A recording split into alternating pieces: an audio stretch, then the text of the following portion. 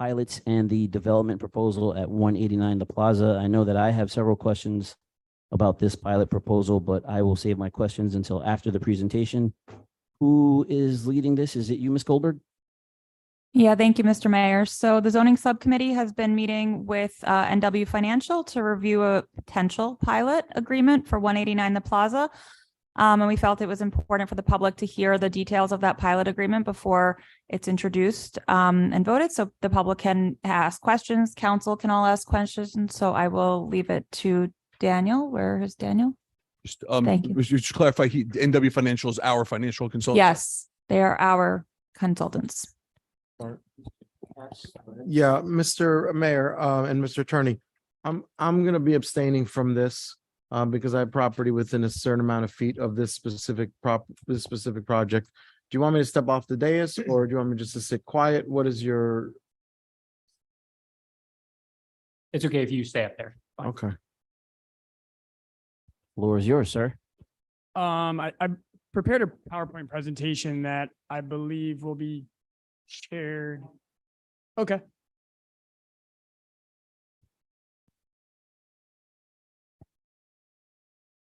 Perfect. So good evening, Mayor, Council, and Township residents. My name is Daniel Banker, and I work with NW Financial Group as the financial consultant to the Township. Just a little background about NW Financial. We've been a registered municipal advisor since 1996, and we represent municipalities, counties, and authorities across the state. I personally have been with NW for 5 years and worked on over 100 redevelopment projects, both in market rate and affordable residential, commercial, and industrial. I'm here tonight to provide a summary of the proposed project of 189 The Plaza and to go through the economics of the project and its impact to the township. Just so everyone knows, there were extensive conversations between NW, the developer, and the developer's consultant to confirm that the estimates on rents, project costs, operating expenses, financing terms were appropriate for today's market, and to also make sure that the assumptions going forward for future projections were reasonable. So if you go to the second slide, please.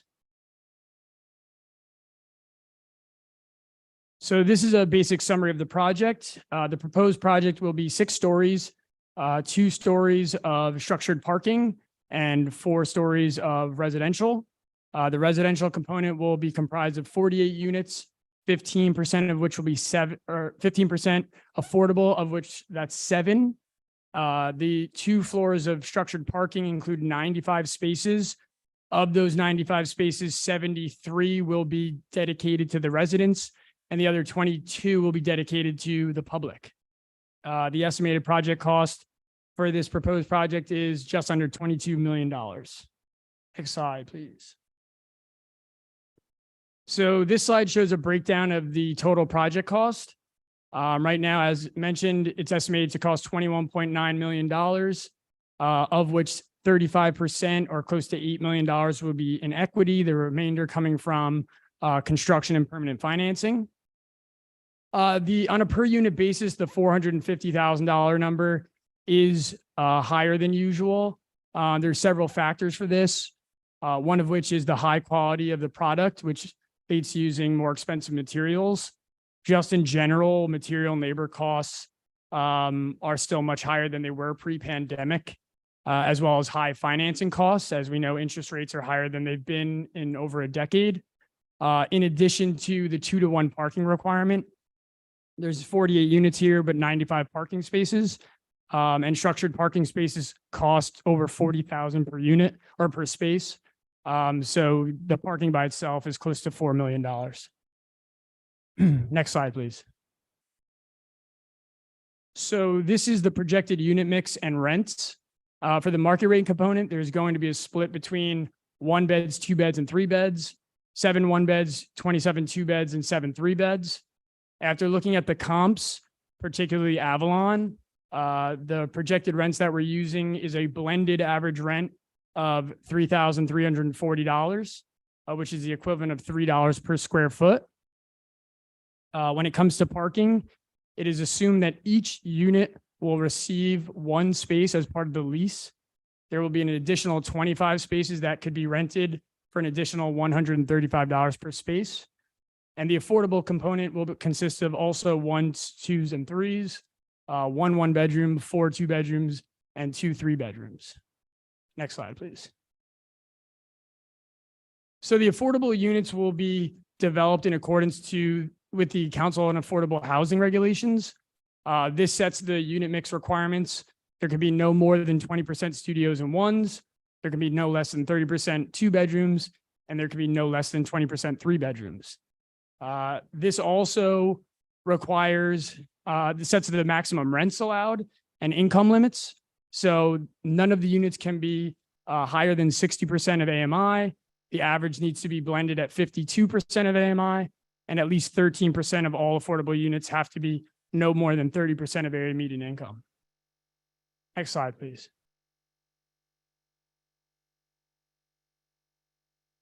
So the negotiated pilot terms that are proposed are a 30-year term starting at 10% for the first 10 years, increasing to 12% for the following 10 years, and then increasing a final time to 13% in the final 10 years. In addition to the percentage of annual gross revenue, part of the statute requires a phase-in of conventional taxes. And there are 5 stages: 0%, 20%, 40%, 60%, and 80%. In the proposed terms, this phase-in is very aggressive. The requirement by the statute is 1 year at the end of 80% and 2 years of 60. Here we have 5 years of each of those stages. So that will benefit the township greatly. Right now, the lot currently produces $78,000 in tax revenue, of which the township receives 34% or $26,500. At stabilization in year 2, stabilization meaning the entire building is leased up, the gross pilot is estimated to be approximately $178,000, of which the township will receive approximately $173,000. And over the 30-year term, under the proposed pilot, the township is estimated to receive $8.2 million. During that same time, if the site remains undeveloped, the township would receive $1.1 million. So under these proposed terms, the additional revenue to the township will be just over $7 million. Next slide, please. So this was a pretty lengthy negotiation between the developer and the township. And the original request was 10% of gross revenue for the market rate units increasing to 12%, and then 7% on the affordable units increasing to 9%.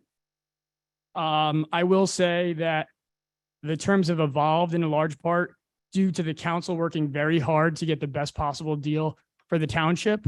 And that hard work paid off because the proposed terms right now resulted in $740,000 more to the township than the original deal.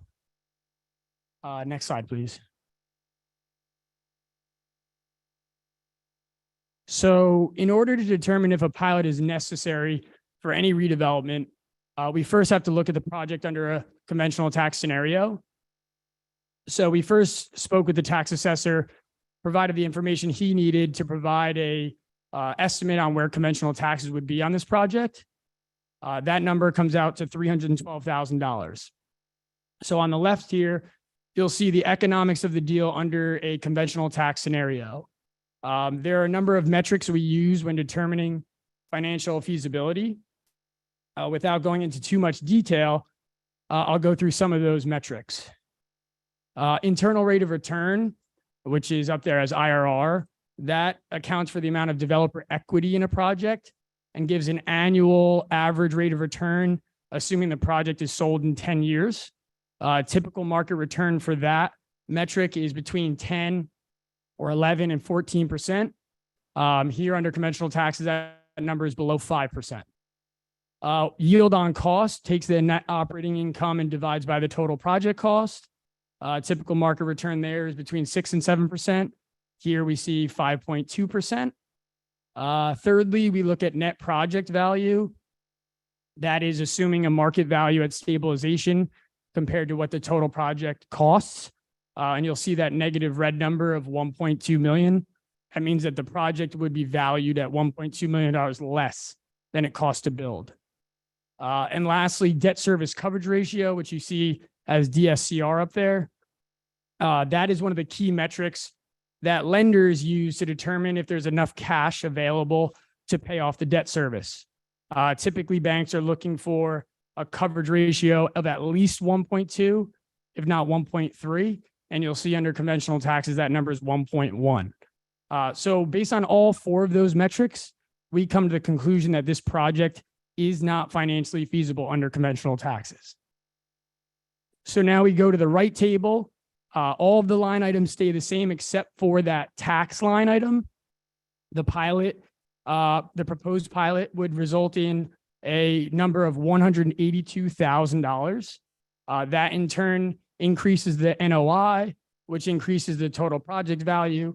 So now you have a positive project value of 1.1 million, an IRR of 7.5 and a yield on cost of 5.8. Now, what I will say is these returns are still very low and they're below the minimum threshold. However, the debt service coverage ratio does get to that minimum of 1.2. So although the returns to the developer are very low, we believe this pilot will allow the project to move forward. Next slide, please. So I know there's a lot of numbers going on there, but I'll do my best to summarize it. So that is a projection of the pilot over the 30-year term. And you'll see, and let me just pull it up because it's hard for me to see too.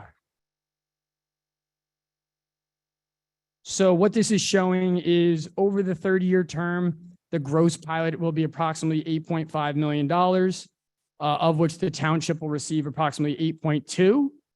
On the right side, you'll see the conventional tax analysis.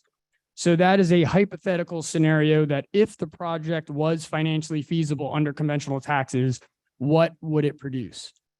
So conventional taxes would be $12.4 million over that same term. However, the township would only receive $4.2 million. Next slide, please.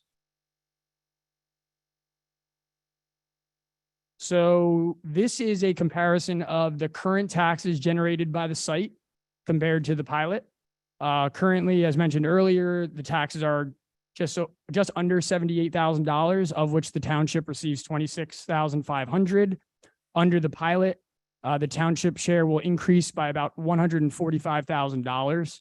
And that obviously increases as the percentages of annual gross revenue increase, if rents increase, and as the phase in of conventional taxes increase.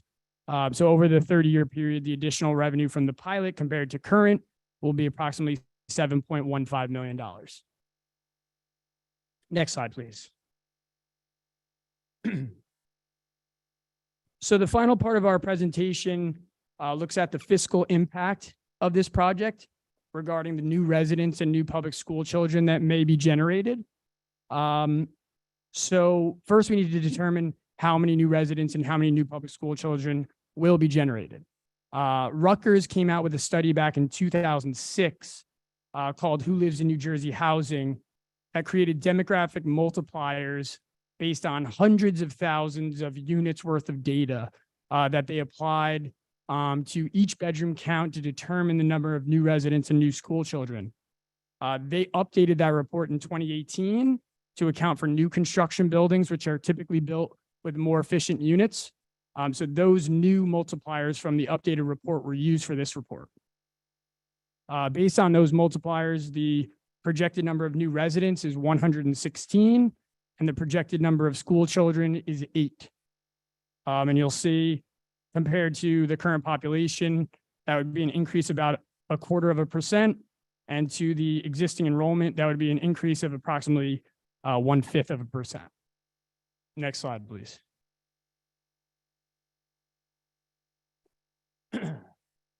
So there are a lot of questions that come up regarding the public school children numbers.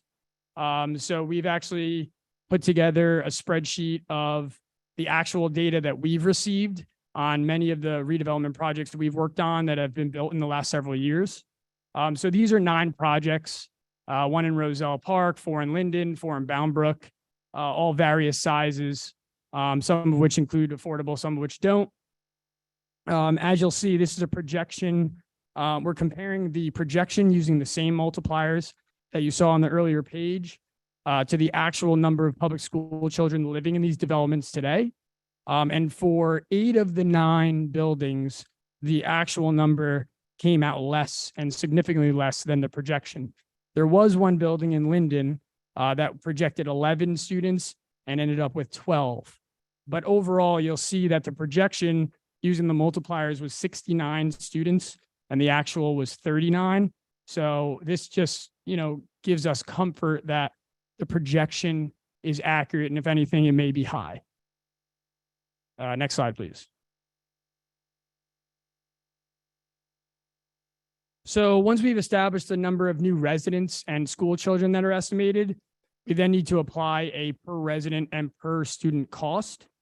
The Division of Local Government Services created what they call the PFAF model, the Pilot Financial Agreement Forecast model. They use certain budget line items from the municipality to calculate a baseline cost of services. So they apply a percentage to each of those budget categories that are impacted by the increase or decrease in the number of residents. We actually worked with the business administrator and several council members on this number to use the appropriate percentages. And that came out to a per resident cost of just under $500 per resident. Next slide, please. In terms of per student costs, we are using the total classroom instruction from the user-friendly Board of Education budget of $13,450. That includes salaries and benefits, general supplies and textbooks, and purchase services. I believe the new number came out as well, and I believe it's $600 less than that. I think it's about $12,850. But for now, we're using the 2022-2023 proposed. Next slide. So we take that number and we apply the percentage of the general fund that comes from local sources. That percentage is 86% roughly, the rest coming from state sources, federal sources, and other sources. So if you apply the 86% to the total classroom instruction number, you get a net cost per student of $11,500. Next slide, please.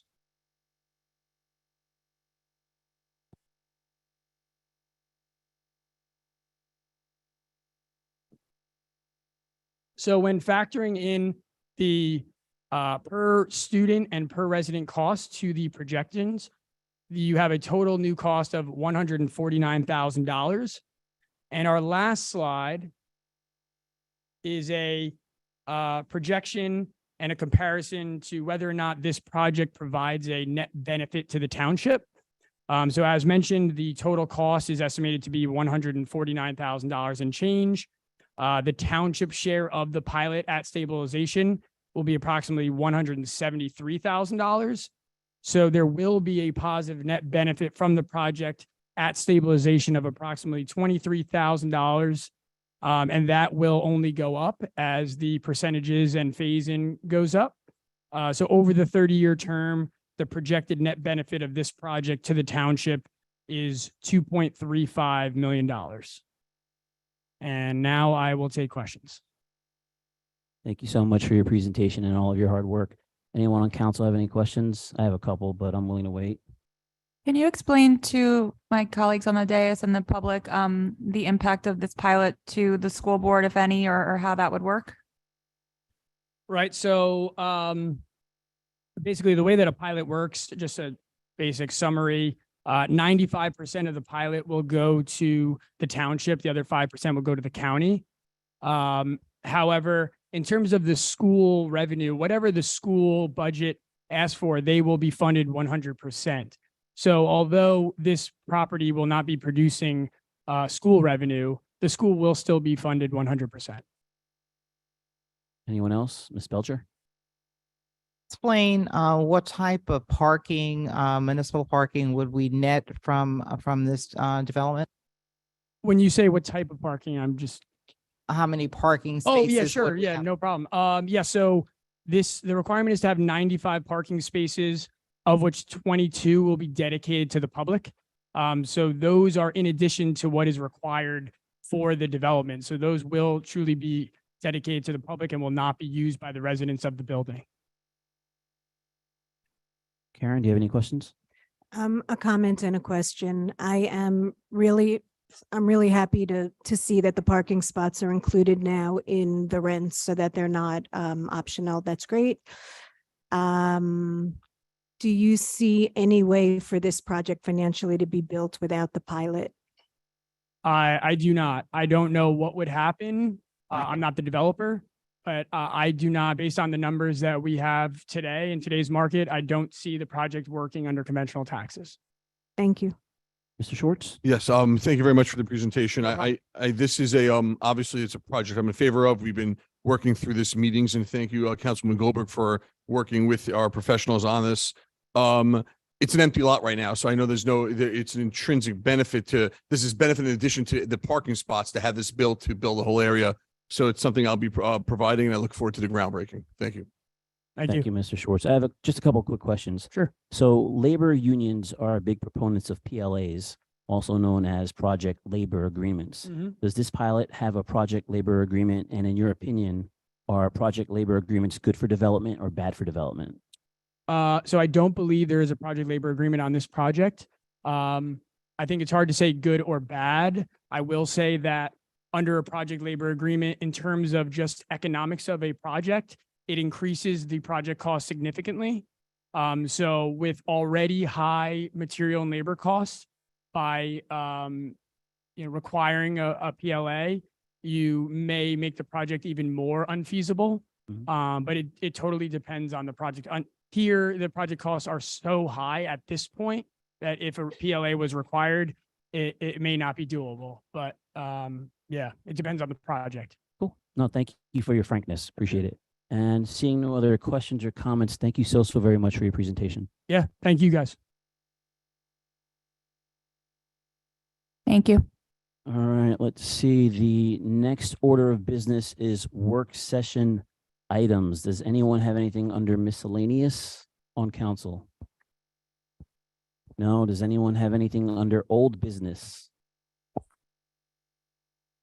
Does anyone have anything under new business? Yes, Deputy Mayor Katz.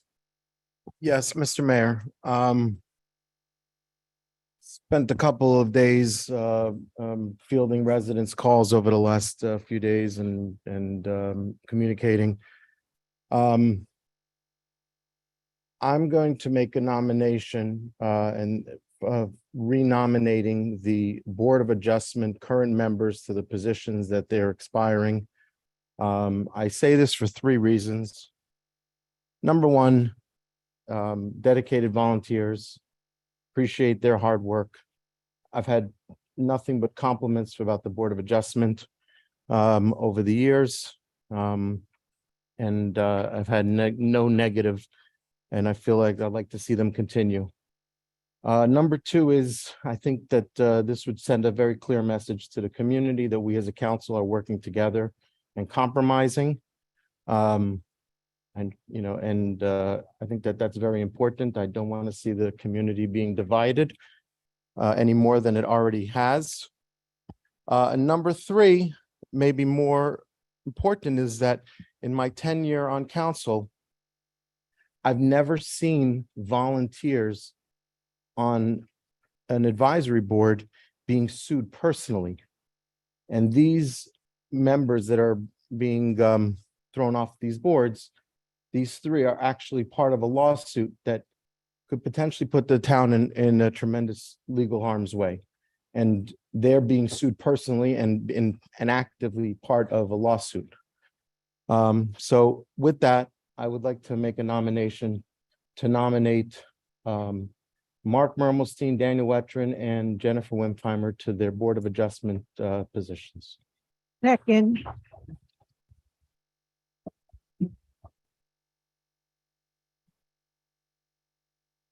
Ms. Organ, is that a Second. second from you?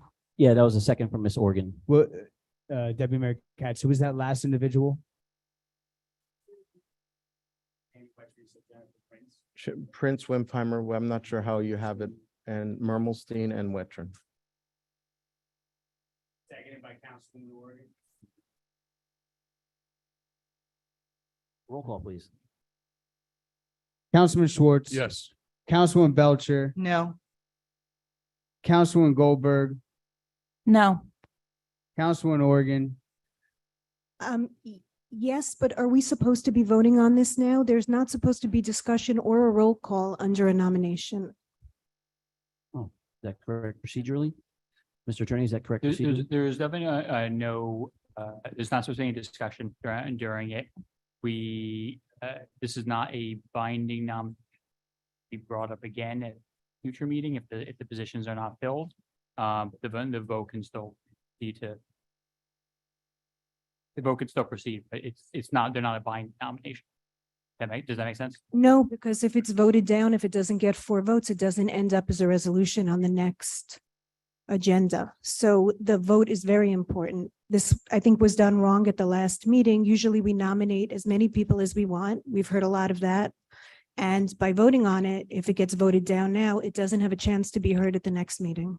Well, if the nominations that were previously made at the last meeting are adopted as part of a resolution, then it wouldn't be heard at the next one regardless, because there wouldn't be any vacant seats. But there would be no way of knowing that now, or that motion could be tabled. That's correct, and that's why it's that's why we should be continuing the vote. That way we know for if depending on the resolution, depending on how the result is of the nominations that were made last week, whether or not the nominations that remain now will be considered at the following one. I think the procedure's wrong. I would love it if you could check that. Fair enough. So we're going to proceed with the vote. I'd proceed. Yeah. Mr. Clerk?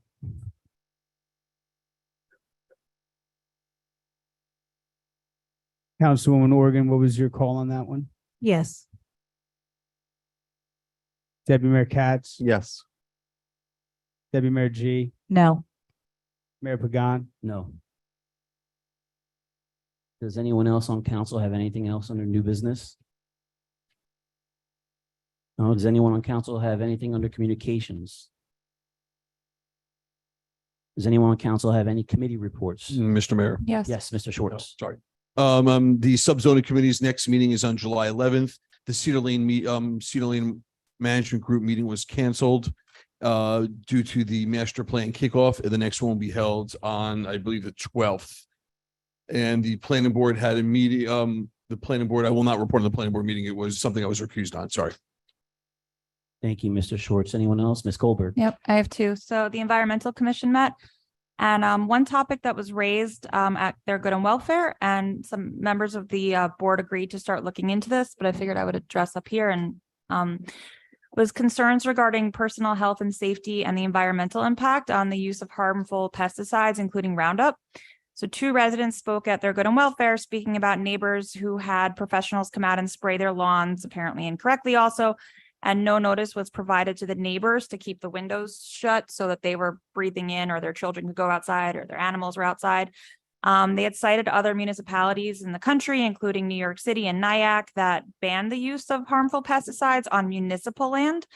So they were looking to see if this was something that the township can or should consider. And also potentially have something where the neighbors, if they're having their lawns sprayed for any pesticides using these harmful products, that they would have to notify their neighbors to close their windows, keep their dogs inside, keep their small children inside, for everyone's health and safety. So they're going to be doing some research here, but I wanted to start that conversation and ask the attorney to see what the options are within the state of New Jersey, because the 2 municipalities that they mentioned were in New York. And then the other one really quick, and we can kind of circle back. Most met, and there was a request about using the most funds for the historic preservation plaques, which I think everybody got that presentation from the chair Hoffman. And I do think that we should agree to use the $38,000 for most on the historic preservation plaques. But there was also a request by a member of the public that can we put the most spending to date on the website so that the public knows how much of the most money has been spent and on what. And I just think that's an easy an easy ask if we can do that. Thank Wait, you. I think she has a question for the attorney on the first thing you mentioned, or no? And I was asking him to look into see if there was something on the pesticides for New Jersey. Yes, Deputy Mayor Katz. Are these plaques already ordered? I don't think so, Dean. We already have, how many, Doug, did we get in? About 15? We 14? have an order for, it's either 14 or 15 markers from the Historic Preservation Commission for our parks. Yes. And they will hopefully be here before the summer's out. And just to clarify, so there's going to be two orders because of a spending cap, right? So part of it's for this year and then part of it's going to be for 24. No? Maybe, I'm not exactly sure what you spoke about with the commission. However, I have been working with them closely on this to make sure that we don't break that 44K Right, that's what I was talking threshold. about. Yeah, Yes, yeah, yeah. thank you. So we made sure that the order was below that for this year. And if Correct. they're looking at an order for And the next rest would year. be for 2024, correct? Thank That you, answer Ms. your Goldberg. question? Yeah. Does anyone else have any committee I just reports? Ms. wanna- Belcher? Committee has just want to mention that the actual interactive map is on our website. It has been published, so it is live for those to take a look at. And also the plaques. I've spoken with our town clerk regarding the plaques that we have ordered, and they are to be posted by DPW. So everyone's really looking forward to that. And lastly, the stigma-free advisory board will pick up meeting again in August, and that will be an in-person meeting. So we're taking a hiatus for the summer, and we'll come back in late summer, early fall. Thank you. Thank you, Ms. Belcher. Anyone else for committee reports? Seeing no hands, moving on, the next order of business is council listed items, and I have two things under council listed items that we wanted the public to be aware of. The first is, I'm speaking into the mic. The first is a wonderful idea that Scott Pleasance came up with, which was for council to create a poet laureate position for the township of Teaneck, considering how many talented poets we have living here. And as we all know, Scott is a very talented poet himself who performs across the tri-state area, including the famous New Eurekan Poetry Cafe in New York City. This poet laureate position is a non-paying position. It is a volunteer position, and we would be nominating a new poet laureate every year if this measure passes tonight. And we just wanted to let residents know that we are voting on that tonight and that we are excited that Scott Pleasance will be our first Teaneck Poet Laureate. The second thing I listed under council listed items with Councilwoman Belcher is accessory dwelling units, also known as ADUs, which are small dwellings located on the same grounds as regular single-family homes, such as having a small apartment over the garage or a tiny apartment in the basement. Now, this is an age-friendly initiative that will help older adults find more affordable housing in Teaneck and will help more older adults who live in Teaneck stay in Teaneck. The zoning subcommittee has discussed accessory dwelling units several times over the past few months, and our attorney is currently working on legislation about this with our planner. And I'd like to thank Councilwoman Belcher for helping lead the effort on this. Mr. Salmon, since you are drafting the ordinance for council to look over, is there anything you would like to say about this, sir? I would just say that we're looking into this. We're starting with whether or not this is something that the council should be deciding directly, or if it's something that should be part of our master plan review. We're also looking into some of the specifics about what exactly can or should be permitted, what other municipalities do, and what some of the best practices are. That's under review right now, and we're going to get back to council pretty quickly with some of our thoughts on about the process.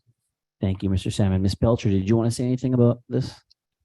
No, I just want to say thank you for that. I also want to mention that the accessory dwellings did come up during our last forum, pretty much on the master plan. So that is something that is, of interest to our residents. So thank you for that research. Thank you, Ms. Belcher. Does anyone else want to say anything? Just a question, Yes, Ms. because Oregon. I wasn't part of the conversation before.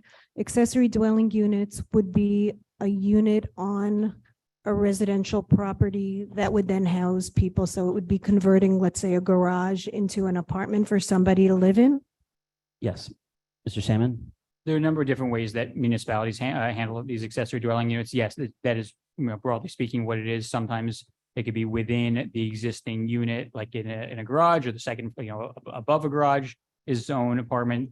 There are other municipalities that do that can have like a separate unit for, like, let's say, if there's a garage that's separate from the house, that could be converted into an accessory dwelling unit. So there are a lot of different ways to do it, but generally speaking, I think that's the idea of what it can be. And would that be for family? Would it be something that could be rented out? Would it be Airbnb?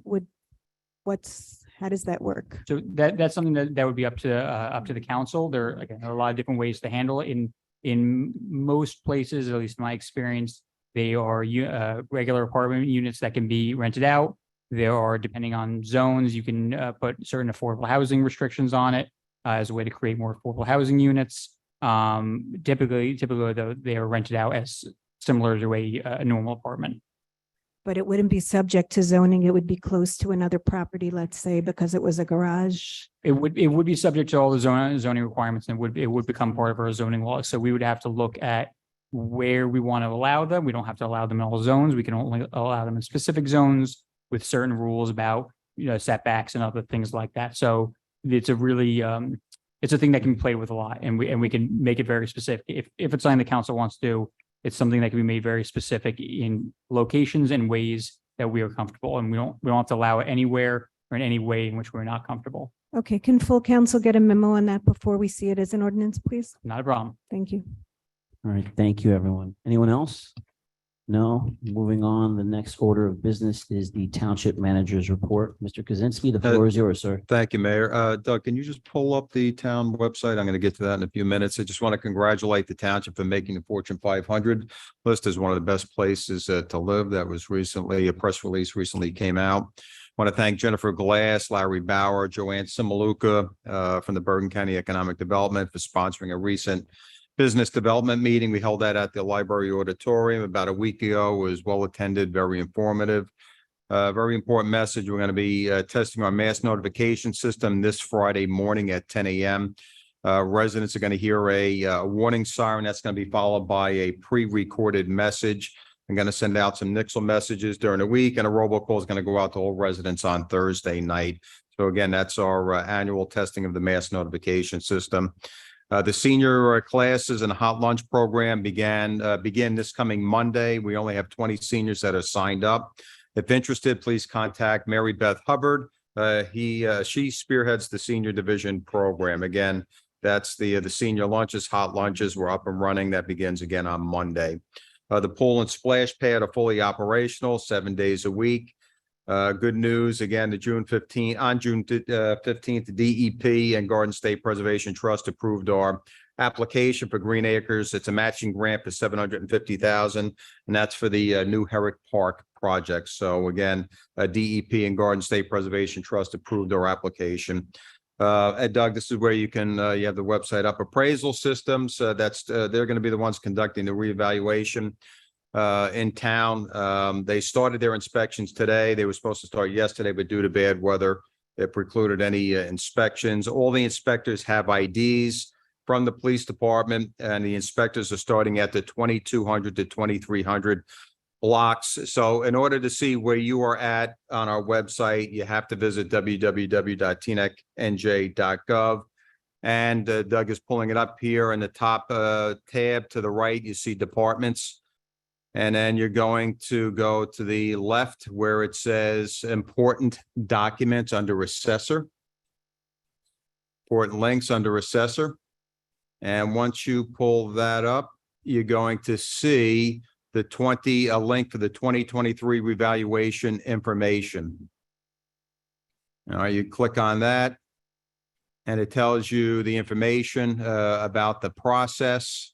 And if you scroll down to the bottom there where it says TNEC inspector locations as of June 27, 23, it's a Excel spreadsheet file. And as I mentioned, they're starting at the 2,200 block. So you'd obviously scroll down to that 2,200 block to get the exact addresses.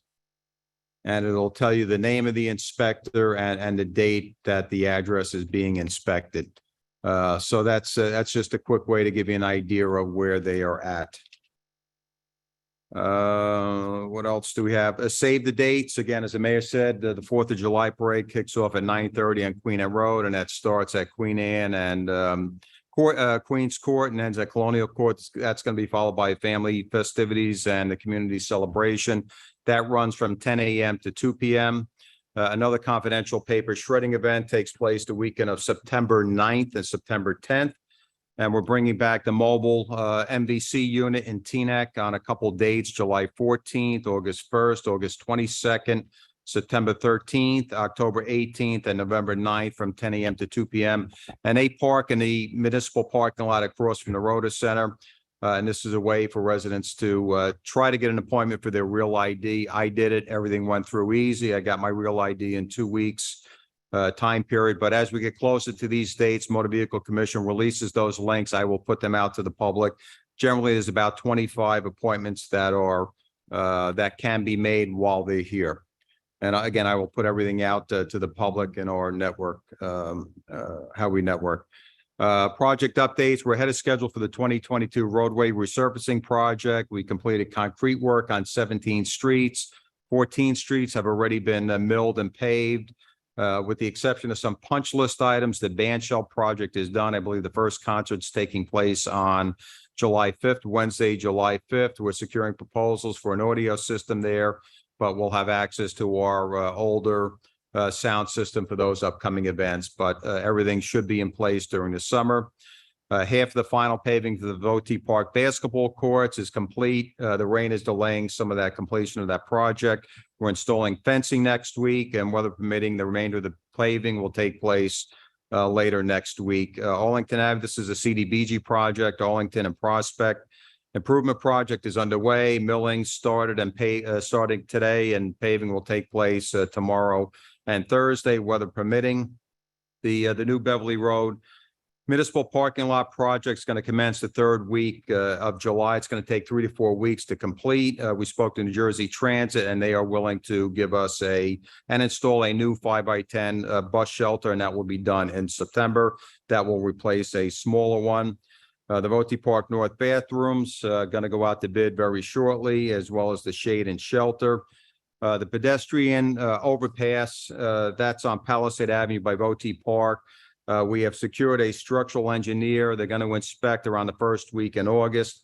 I mentioned this at past meeting. What we need to do is secure a railroad permit and also a flag man before any inspections can be done. So we're hoping that first week in August we'll get that done. D&L is the assigned contractor that's going to do all the sidewalk repairs for the township.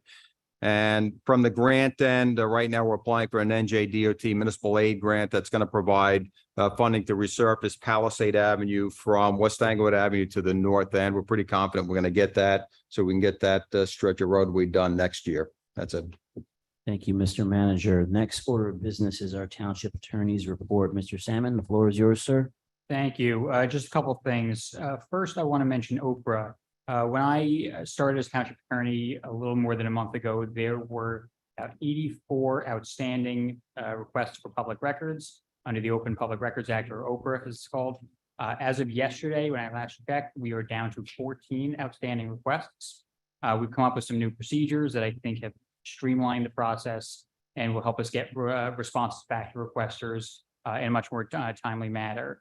So I want to give a special shout out to Doug and Kristen, both of whom are here today. I think they've really done a tremendous job and deserve a lot of credit for what they've been able to do in such a short time. Sorry about that. Second, I want to mention the poet laureate position that Mayor that you mentioned a moment ago. We did actually considerable amount of research into this, and as far as we can tell, Teaneck is just the 4th municipality in New Jersey to adopt a position like this after Jersey City, Patterson, and Cape May. Cape May just adopted it. Or just created this position, I think, a couple months ago. I think it's just it's a great honor for Mr. Pleasance, as well as the arts community within Teaneck. I just want to commend the council for taking that action because I think it is noteworthy within New Jersey. Finally, I want to talk about the ongoing, albeit hopefully not for long, Holy Name litigation. As I think many of our residents are aware, Holy Name Medical Center has been planning an expansion of their premises for several years. Tonight, we're going to be asking the council to adopt a resolution authorizing the township to execute a settlement agreement related to that. And I want to provide some context and background since this is, in my opinion, a pretty big deal. It's pretty noteworthy, and I know that there's been a lot of public interest in this. Last year, the township adopted a series of ordinances and changes to the master plan to allow for the hospital's expansion. In September, Holy Name began their application process to the township's planning board for specific approvals that they need to move forward with that project, and that process is still ongoing. In April of last year, a group of 12 residents who are neighbors to the hospital filed a lawsuit challenging the adoption of the various ordinances that the township undertook last year, as well as the planning board's review of those ordinances, which they're required by law to do. In August, a group of 14 residents, including the original 12 plus 2 others, filed a similar related lawsuit challenging other parts of the ordinances and the planning board's actions. Holy Name then filed a motion to intervene into the case, which was granted by the court. Both the township and Holy Name have obviously denied many of the allegations made by the plaintiffs. Since then, the parties have been engaged in significant negotiations with the help of Judge Harry Carroll, who's a retired judge with the appellate division, who we hired to help us with this mediation.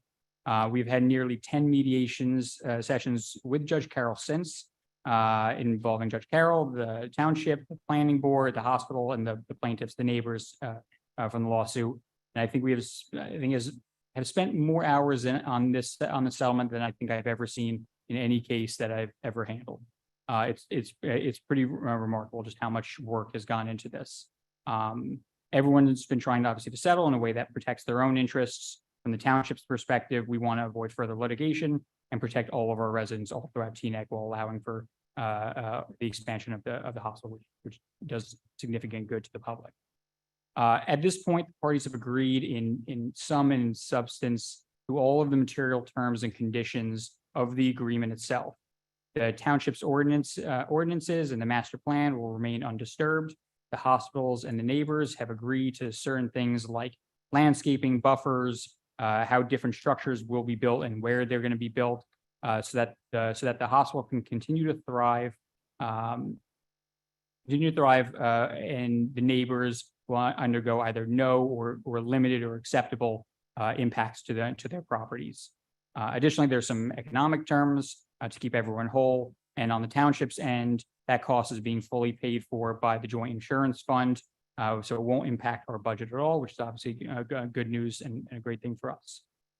So these terms, the detailed specifics of these terms have been memorialized into a settlement agreement between the parties, and a copy of that agreement, once it's been executed, will be available for public inspection if anyone wants to take a closer look at the exact terms.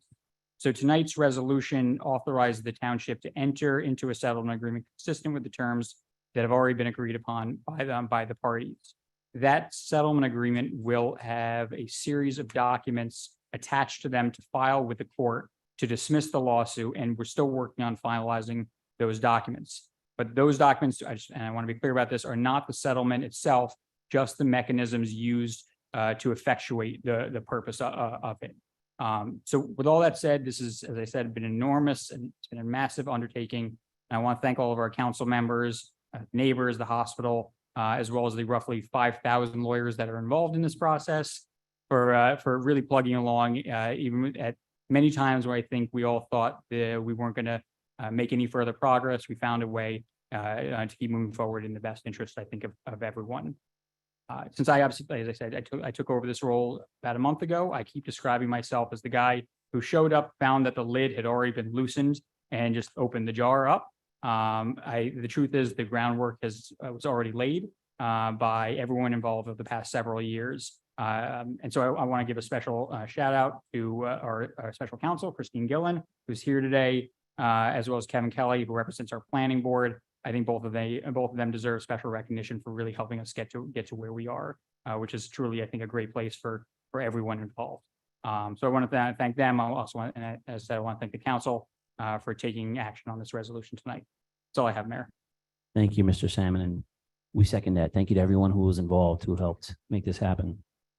Let's see, next order of business is formal meeting items, public hearing on Mocha Blue liquor license, but Mr. Attorney, Mr. Clerk, I think we have an update to this. Well, I would ask that we we have a motion to remove it from the agenda. I'll make a motion to remove that from the. I'll agenda. second that.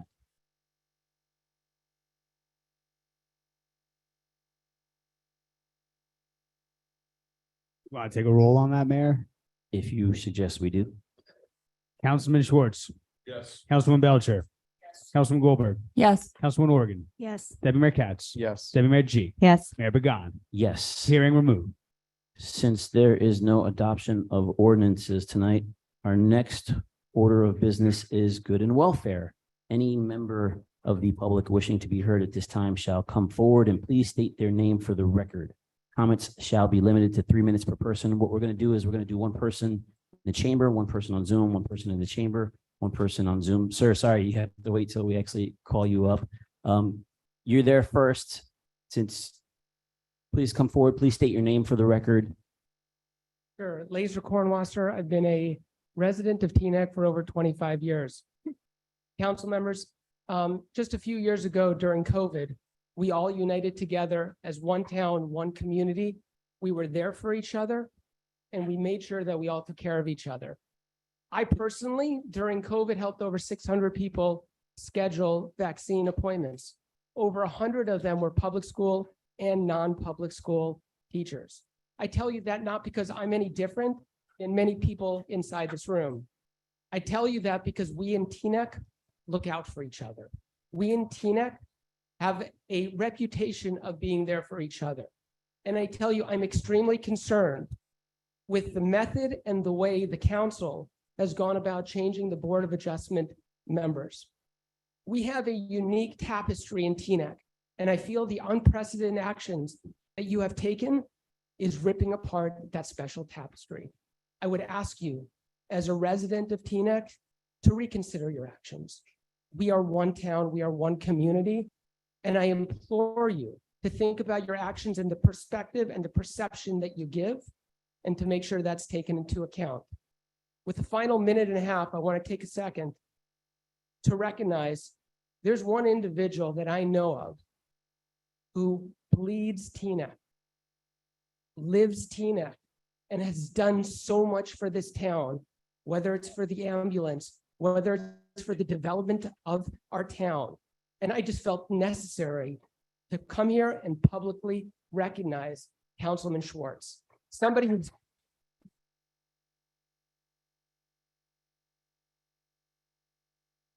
done so much for this town, who continues to do much for all members. And for that, I just want to take a second, say thank you, Councilman Schwartz, for everything that you do. Thank you for your comments, sir. Doug, someone on Zoom?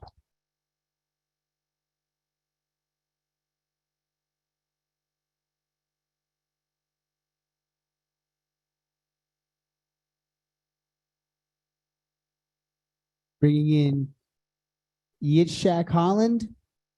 Please state your name for the record. You are free to unmute whenever you are ready.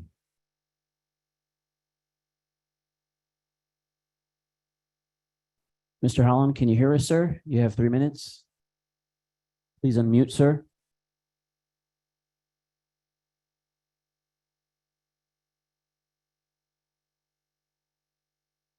Mr. Holland, can you hear us, sir? Do we want to come back to someone? We're going to come back to someone in chambers. Can everyone please raise their hand? My apologies. I was on mute. I Sorry apologize. about that. Mr. Holland, sorry about that. We were going to try to come back to you, but the floor is yours, sir. For 3 minutes. Okay, thank you. This should not take 3 minutes. Isaac Hollander, 17-year Teaneck resident. I'll echo what Mr. Cornwasser said, and I thank you for the opportunities to share my thoughts. I'm going to email a copy of these remarks to you, Mr. Clerk, and I expect my name and a brief summary to be included in the published minutes of this council session. Okay, to the victor goes the spoils. The spoils system has operated across this country since colonial times. It's therefore not a surprise that the council majority wishes to get its own people into positions of power. I am not here tonight to specifically object to the proposed changes to the zoning board and board of adjustment. Rather, I object to the hypocritical way in which these changes were brought forward.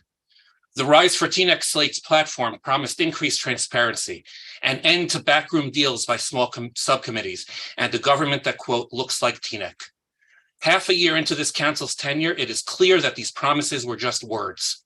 Where is the transparency in this process? A small subcommittee pushing these nominations through without the whole council is exactly the opposite. Where is the courtesy to people who served the town faithfully for many years? Current board members were summarily dismissed without the courtesy of an interview. It's shameful and classless. An end to backroom deals? There's a reason the entire council is supposed to interview candidates for important board positions. Moreover, votes on board members are not supposed to take place at the same meeting as nominations, as Councilwoman Organ said. Okay, last point. Looks like Teaneck. The jury is out. If the zoning board and Board of Adjustment start objecting to projects from a specific group of residents, as occurred in the late 70s several times, we're going to see an increase in legal expenses as the town has to defend blatantly unconstitutional actions. I'm pretty sure the Rise for Teaneck slate objected to the town's high legal bills. The new council even replaced the township attorney with the same firm used by the Teaneck Democratic Municipal Committee during the referendum to move the Board of Education election to November. This is nonpartisan. This is fairness. It's shameful. Thank you for your time. Thank you, Mr. Holland. Mr. Vatsky? Mr. Vatsky, sir?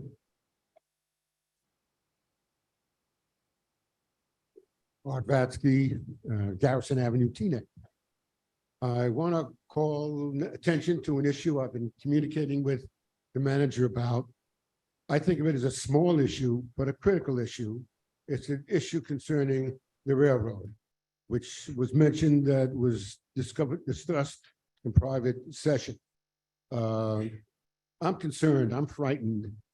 We don't have a problem now, but at any moment, we could be East Palestine, Ohio. They were just as safe then as we are now. So what are we going to do? And the manager knows, and the council knows from resolution from the Teaneck Democrats that we'd like to see Teaneck organize all the other adjacent at-risk communities on this river line from CSX. There's a total of 17 other communities besides Teaneck. And we understand that preparation is underway, but we are told that this meeting is not to be public, and we are not told who's going to be there. And I think it's critical. I think it's critical. Where's my clock? Oh, there. Okay. I think it's critical because from Teaneck, from these 18 communities, the word will go out to the county, to the state, and to the federal government. We're in a new stage now after these major train accidents, unplanned, unexpected, unavoidable. So we'd like to see some information about this upcoming meeting. Hopefully it will be public, and we will know when and where it will occur. And that's why I speak this evening. Thank you. Thank you, Mr. Vatsky. Mr. Luciano, someone on Zoom? Shira Foreman. Shira Foreman, you have 3 minutes. Please unmute.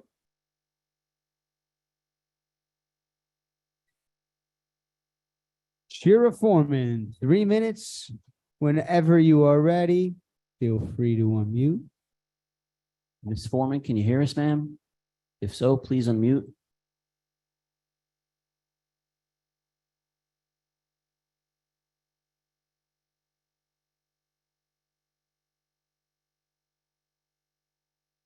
Who would like to speak in chambers? Mr. Pleasance.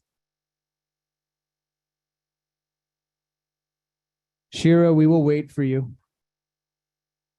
No. Scott Pleasance, 1652 Irene Court.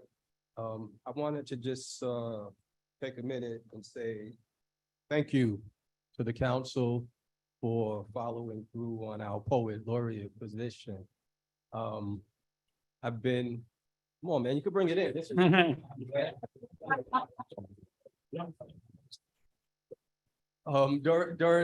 during the past few years, I said, I've been reading my poetry on, from street corners to cafes.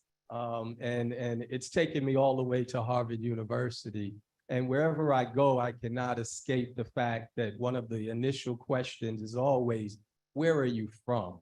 And when I always say that I'm from Teaneck, it has a way of somebody always saying, oh, I know that place, or I know that, or whatever it is.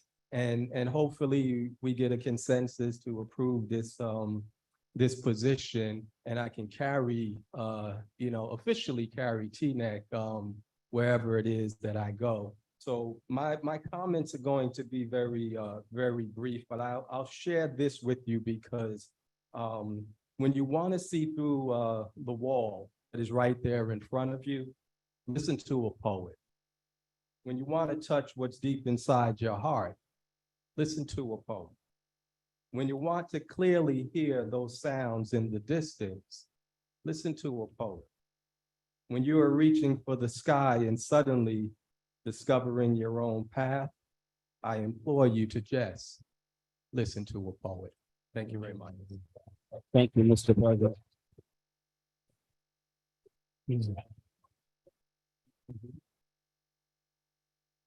Bringing in Libby Klein on Zoom.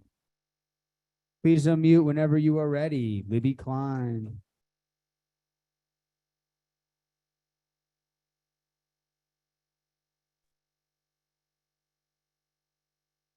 Okay, Ms. can you Klein, hear can you hear me? us, ma'am? Can you hear me? Ah, there you are. Yes, ma'am. Loud and clear. 3 minutes. Okay. Hi there. I'm Libby Klein. I'm a resident of Teaneck for 36 years. Active in a variety of groups in town, and I just wanted to register my support for the 6 nominees for the resolution 205-2023 of appointing planning board and zoning board members. I don't know all of these nominees personally, but I know at least one of them. I know that they represent skills and backgrounds that would be a strong contribution to the planning board and zoning board's work. And I believe strongly that they would be very representative of people in the town and a cross section of town. And I would just like to register my support and let you know that I think this would be a really wonderful appointment of these nominees. Thank you. Thank you, Ms. Klein. Dr. Pruitt?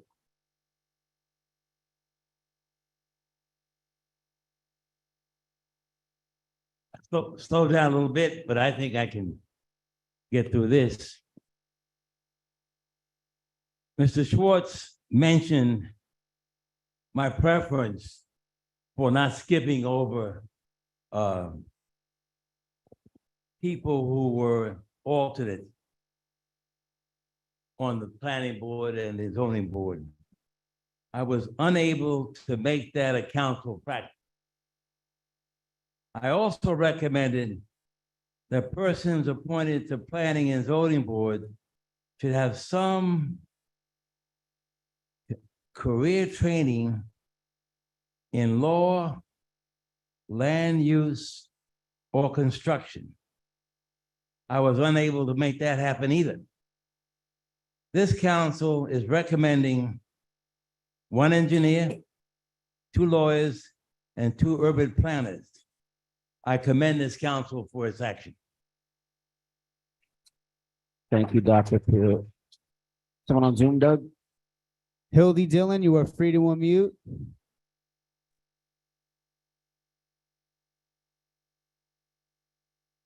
Good evening, everybody.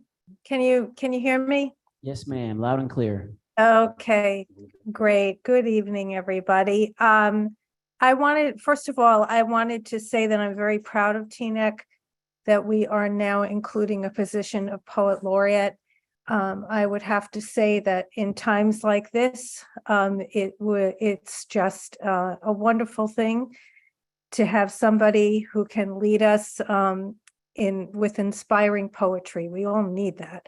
And I just think that it's wonderful and a documentation of how the citizens of Teaneck respect the arts. And so I'm very proud that we have this position. I'd also like to lend my support for Resolution 205-2023 to appoint the 6 Planning and Zoning Board members. I understand the feelings of those that have been in positions before. I do think that there is a reason why we have term limits. We have a town of over 40,000 people.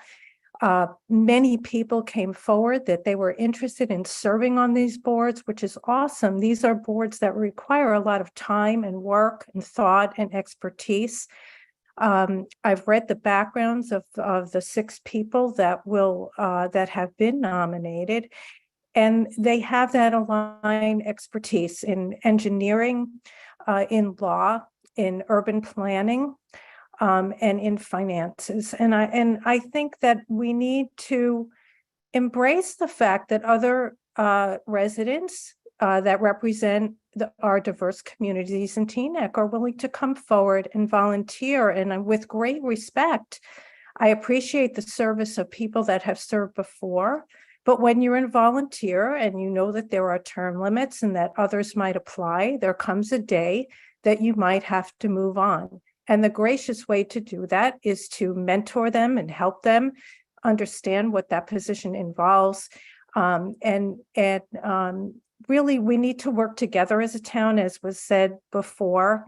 And I think we need to embrace change and really embrace the fact that our residents from across, every corner of Teaneck with the right expertise are willing to volunteer and serve our town. I think that's awesome. And I think we should give them a chance. Thanks so much. Thank you, Ms. Klein. We noticed that we have some religious leaders in the room that we'd like to acknowledge, including Rabbi Straukler, Rabbi Friedman, and Rabbi Schreier. Did any of them want to speak tonight? Or you can raise your hand later if you want to. There's no rush. Okay. Mr. Addison.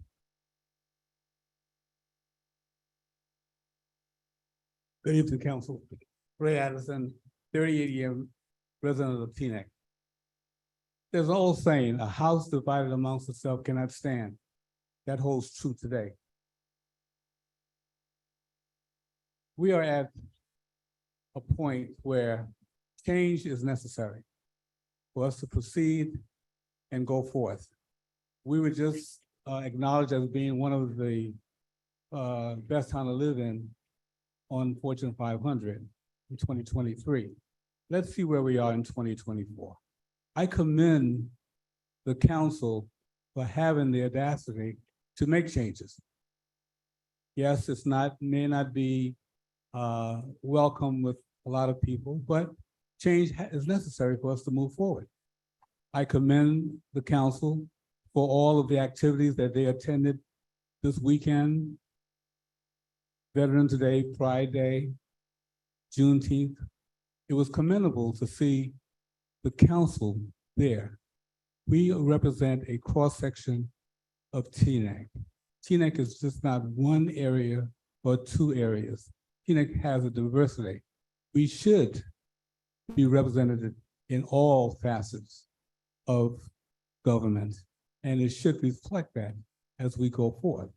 So if we can't work together as we should, democracy is not going anywhere. We need to pull together. We are a quilt patch. We are knitted together, and we should stay together. We should be one Teaneck. One Teaneck will survive. A house divided amongst itself will never stand. Thank you, Mr. Addison. Mr. Roussillon, someone on Zoom? Trying to bring in Helen Ikowitz.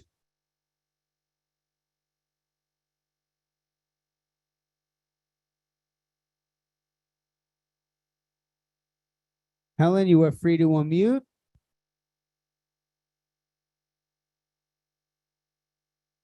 Helen, can you hear us, ma'am? If you can. Hi. Hey, Helen, you have 3 minutes. Okay, I didn't know that I was signing up to speak on, I had no plans to speak. But I do. Your hand was Yeah, your raised, hand Helen. is raised on Zoom. If you don't want to speak, you don't have to, but you can. Oh, I didn't if you'd realize like my to. hand was raised. I'm sorry. I It's didn't. all good. We'll consider that a wave. We hope you have a great night, Helen. No, I would like to say a few words since you called on me already. Please feel free. The floor is yours. Okay, just a few words. Change is wonderful, but unity is more important. You can't have change and ignore any part of the population. And I haven't been following this issue. Your life gets busy and you do a lot of stuff. But my feeling is that only a segment of the planning board was excluded. And it's a segment that is part of Teaneck. I've lived in Teaneck for 44 years. And I love this town. I love the people in it. I love all sections of the town. I love unity. And to have unity, you have to have representations from all the sections of town. And it strikes me, I have to admit, I know little about the issue, but it strikes me that if 3 of the members that were thrown off the board are from one segment of the community, it doesn't make sense to me. It doesn't seem fair to me. And change is wonderful, but change it so that everybody gets represented and maintains representation. That's all I have to say. Thank you, Helen. Yes, ma'am, by the door.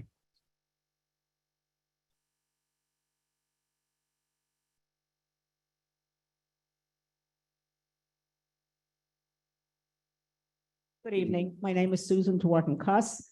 I'm a resident of Teaneck for the last 24 years. And I was very much in the forefront of the election. I listened to everybody. I think I really am a liberal, not like some other liberals who don't listen to other people. I listen to everyone. And I know that one of the things that was really advocated during the election was transparency.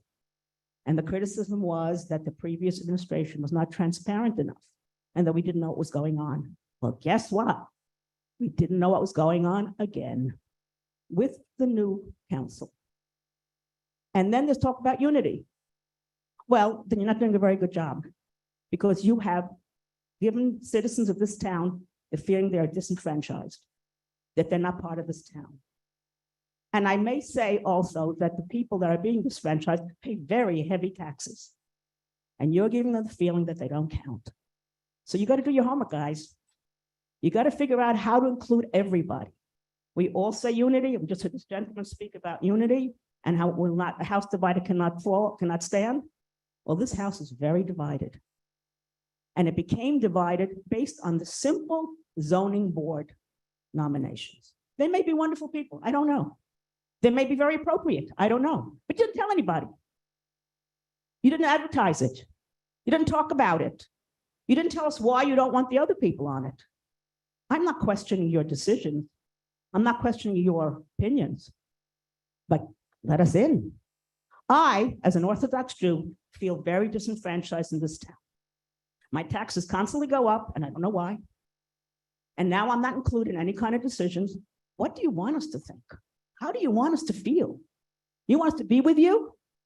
Welcome us. Open the door and let us in. Thank you.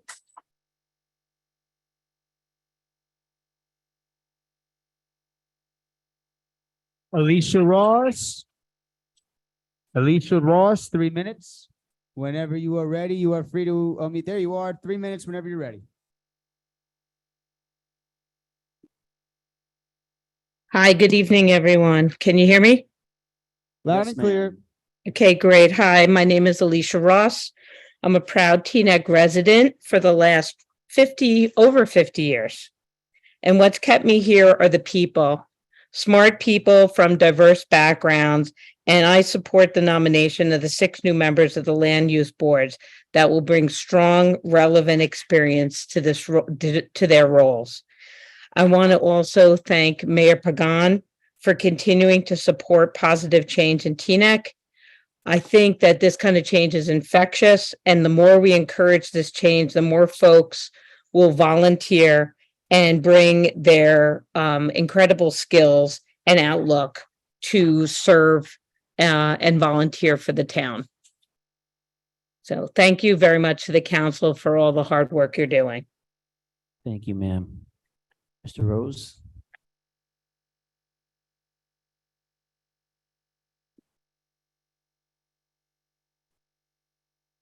Thank you. Howard Rose, resident of Teaneck, well over 4 decades. Let's backtrack a little bit about what's going on with these two boards. Statements have been made both publicly in print as well as in council. I'm a little confused as to what people think the intent is here. It seems as if some people think that people were excluded, not renewed on this board, A, without notice, B, without interview.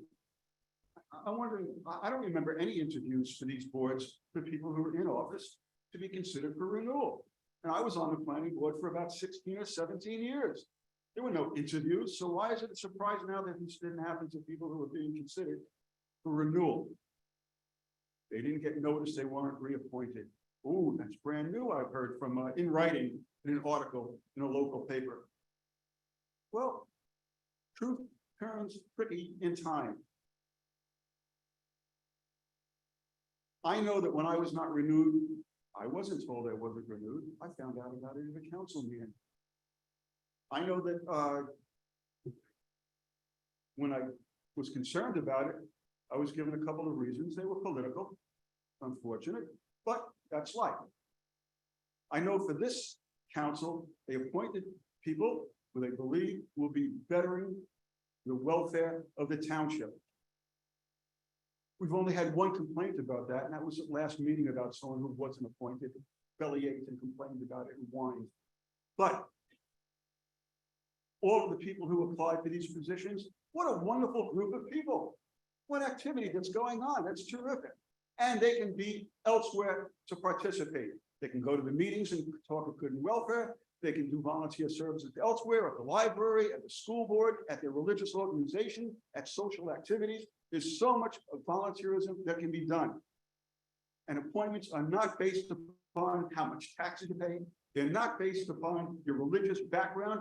I don't think these people were not renewed because of their specific religion, because the ideas and the ideals this council wants, by a majority vote, are different than what we've seen in the past.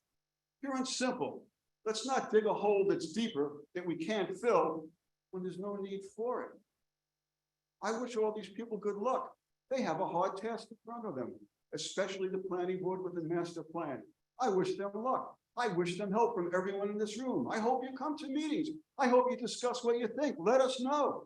You're letting us know what you think about the appointments. Let us know what you think about the master plan and the activities of these boards while they're happening, not at the 11th hour of an appointment. Do it all the time. Thank you.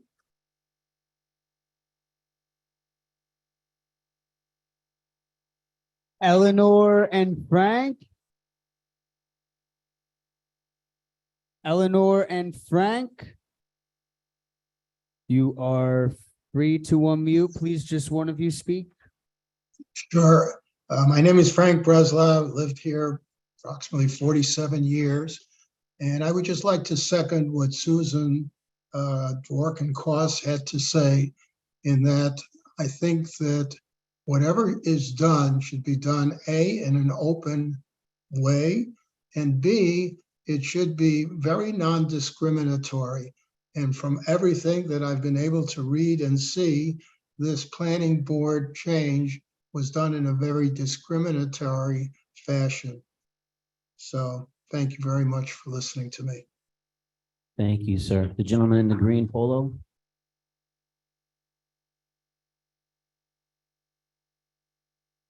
Thank you for letting me speak. Name for the record. I'm Jeff sorry. Esses, Teaneck resident of 10 years. I'm coming from this at a little bit different perspective. I actually interviewed. And I think it's interesting that 7 people voted on me when really only one person, which was Deputy Mayor G, interviewed me. You, Mayor Pagan, had an issue with your cell service. You, Councilwoman Goldberg, had a little distraction. And so it wasn't really an interview. You asked me a question about C versus D variances, bulk versus use. That was the first question you actually asked me on the interview. So I actually went in and studied it after we got off the phone. And what I find disturbing about the process is not who you chose, or it's how you chose it. Okay, I was interviewed by one person and 7 people voted on me who have no clue who I am. And I think that in essence, if you want to talk about unity in one TNEC, there's 7 people up here. 7 people have to matter. And if you're being interviewed for a position, that's a very important position here, on both the planning and the zoning board, I think that all 7 people should have the opportunity to meet the people that are applying for the job. No one asked my credentials. No one knows that I've managed 2 massive building projects. I've been involved in over 20 houses being built. Nobody asked, nobody seemed to care. I'm not saying I should be on the board. I'm not saying I shouldn't be on the board. What I'm saying is that the process is, if you want to have a unified town, which is the most important thing, the process needs to be proper.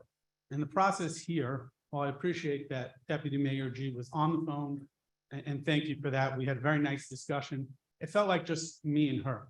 And I'm not sure how 6 other people can get an impression of me and vote on me or vote on anybody else that haven't met them. So to me, that's my biggest concern with the process. And while I have an extra 50 seconds here, I want to congratulate Scott Pleasant on becoming the first poet laureate of TNEC.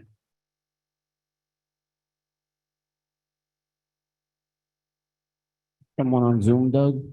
Mr. Organ?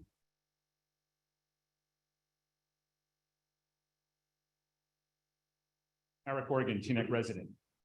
The NFL, which is one of the premier organizations in the world, it's not often that a rookie is given a starting position, and even more rare for that rookie to receive a leadership or captain position on the team.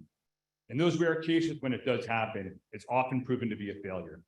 A great case in point is my beloved New York Jets. Zach Wilson, who was freshly drafted in 2021 as the #2 pick, was immediately given the position of starting quarterback and team captain. His 2 years in that position have been an utter failure. He's failed to lead, he's failed to unify his team, and he's failed to win. To rectify this mistake, Aaron Rodgers, a veteran quarterback with a proven track record of leadership, building unified teams, and winning, will not only be the Jets starting quarterback and team captain, but will act as a mentor and teacher for Zach Wilson. Through this model, which has proven time and again to be effective, Zach will remain on the roster as a backup or as an alternate, and will have the opportunity to learn from a seasoned veteran. By playing behind Aaron Rodgers, he will gain experience. He will better learn the position, he will improve his playing ability, and this will result in his ability to succeed and be the strong leader of the New York Jets. He will ultimately bring the team together as a cohesive unit, where, as a unified team, they will have playoff wins and Super Bowl victories, God willing. What does this have to do with TNEC? Well, TNEC residents are now paying the same price as the New York Jets and their fan base. The newly elected rookie council members, fresh off of an election, immediately put themselves in leadership positions. They have not built a cohesive team, they have not unified the township, and we are not winning. TNEC is being set up for many losing seasons to come. They started their term on council with deceitfulness at the council reorganization meeting. And now they are continuing their backroom deal making by nominating people to immediate full positions on our planning board and board of adjustment, bypassing the many alternates who started as rookies and have taken their time to learn, gain knowledge, experience, and have patiently been waiting their turn to be elevated to a starting full position. Mayor Pagan, it's not gone unnoticed that while you plan to have Councilmember Schwartz represent the mayor on the planning board, you will intend to attend the first few meetings to ensure Joey Bodner is ousted from the chairmanship. I guess this is the price that you have to pay to the rookies for making you the mayor. The residents who are being expelled from the planning board and board of adjustment have given countless hours of their time and have made numerous positive contributions to our town. Questions have been posed as to what these public servants did wrong to warrant being removed from their positions, and an answer to that question has not been provided. I would say to them that they should be rest assured they did nothing wrong. They made TNEC a better town, and I, as well as many others, are thankful and appreciative. Councilmember Belcher, Councilmember Goldberg, Deputy Mayor G, and Mayor Pagan, governing is the NFL. Stop making rookie mistakes. Put your egos aside. Leverage the veterans on your team. Stop the losing. Work with the experienced council members to keep Teaneck winning. The fans have earned it.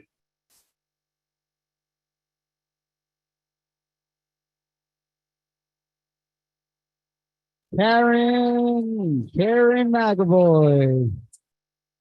Karen McAvoy, whenever you are ready, you are free to unmute. Give us just 1 minute, Karen. 1 minute, Karen. Thank you. Karen, can you hear us? Yes, sir. Karen McAvoy, 55. I hate to say that. You're a resident of Teaneck and involved in the community. I just want to say, sometimes change is scary, but that's what you have to do to learn, progress, trial and failure. Sometimes we need to fall to learn how to get back up. And some people cannot adjust to change well. I wish people would just give you all a chance. I think you're doing a great job. Mayor Pagan, I love the way you get out and deal with the community. You're there, you're present, you're involved. And I think people just need to give you guys a chance here. And I want to say thank you and keep up the good work. Thank you, Karen. Anyone else in chambers? Mr. Green?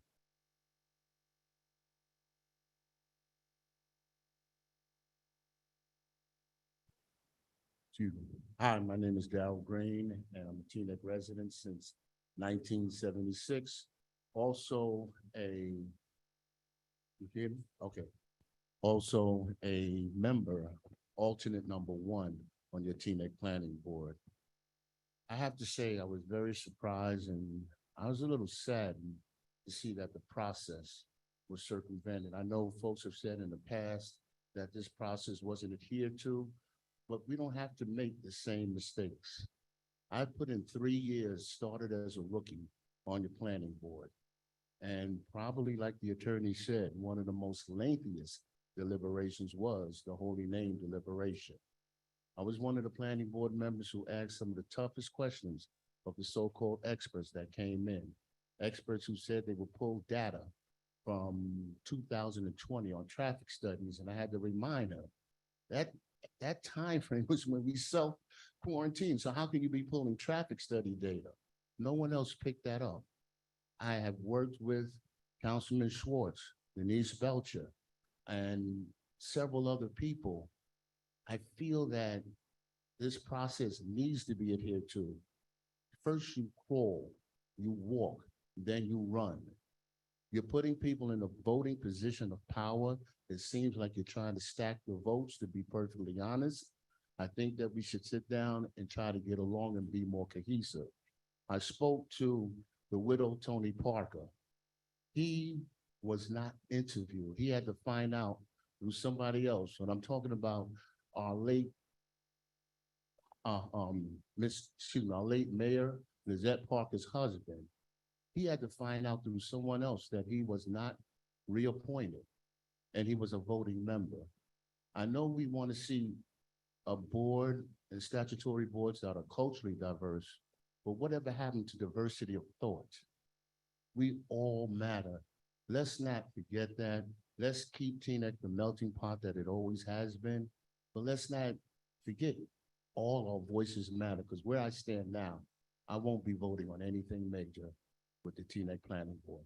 Thank you.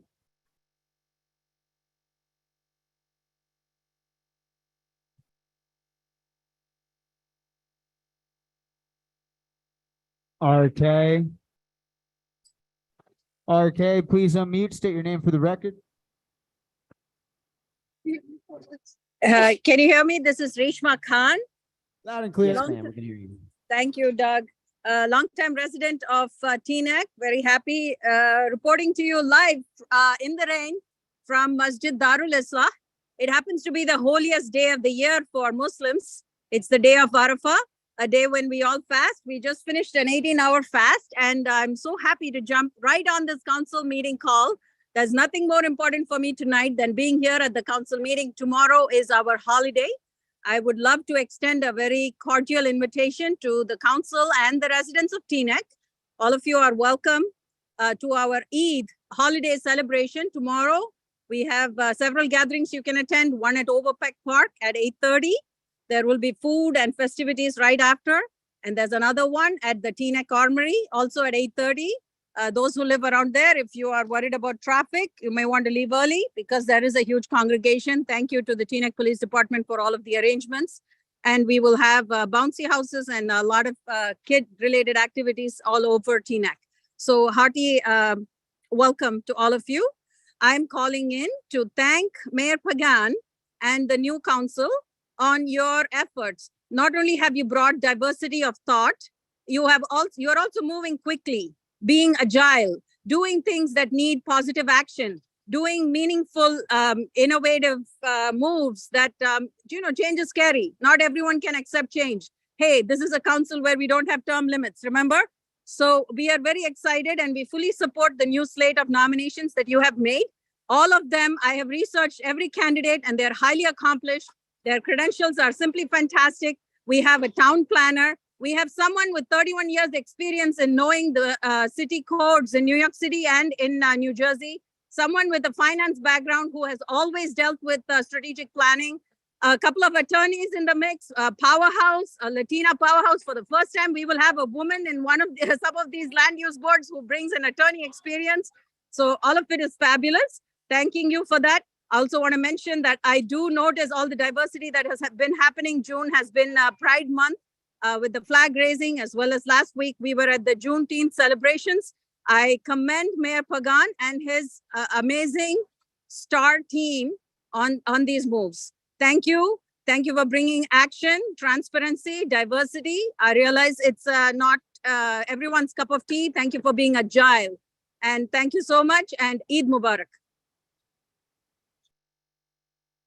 Thank you, Ms. Khan, and we wish you and the entire community a happy Eid. Ma'am?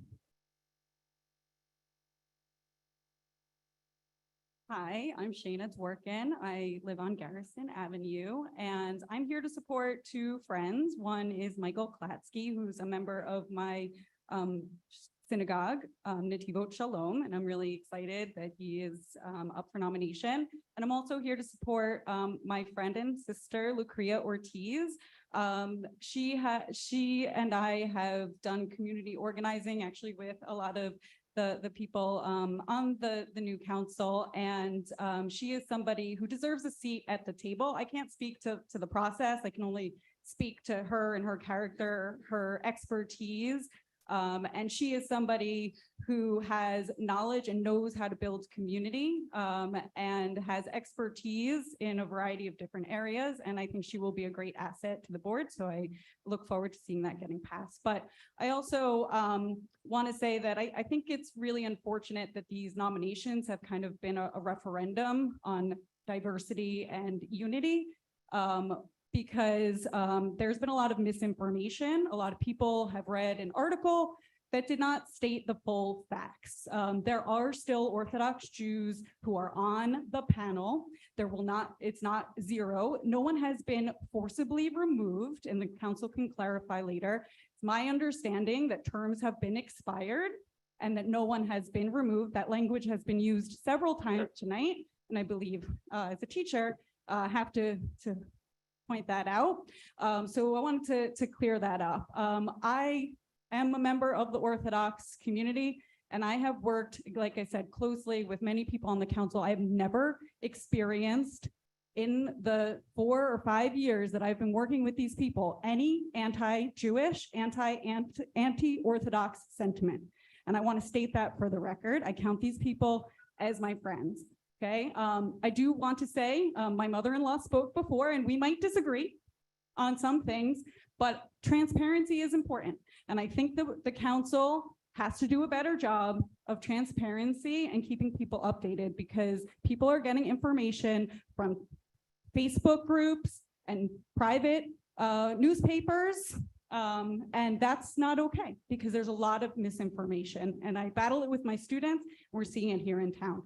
So please be more transparent, and nobody should feel like they don't have a seat at the table. Thank you. Vincent Bravetti, you are free to unmute, sir. Vincent Bravetti. 3 minutes. Okay, thank you. Hi, my name is Vincent Bravetti. I'm a 30-year plus resident, Church Street in Teaneck. You know, I was very appreciative of the opportunity to participate in the Forum on Development that took place in the Rhoda Center a few weeks back. And then also to participate in the more recent master plan meeting in the library. At the latter meeting, I spent time in one of 8 groups of 8, while those online completed surveys. And based on the same kind of prompts, each of us in the group discussed. And I raised this because it became clear that the overriding concern of most residents, not only in my group, but in all the groups that reported out, was a concern around the inappropriate nature of several large development projects in Teaneck. Residents voiced the need for neighborhood-friendly development. They supported the idea of a suburban and small town feel for Teaneck. You know, so within this context, I'm very pleased to voice my support of the 6 very well qualified new members of the 2 land use boards. I'm also pleased that with their membership, the boards will better represent all the township's neighborhoods. This is, you know, as we develop Teaneck's master plan, this is exactly the right time to have 6 fresh sets of eyes to deal with the challenges before us. Thank you. Yeah.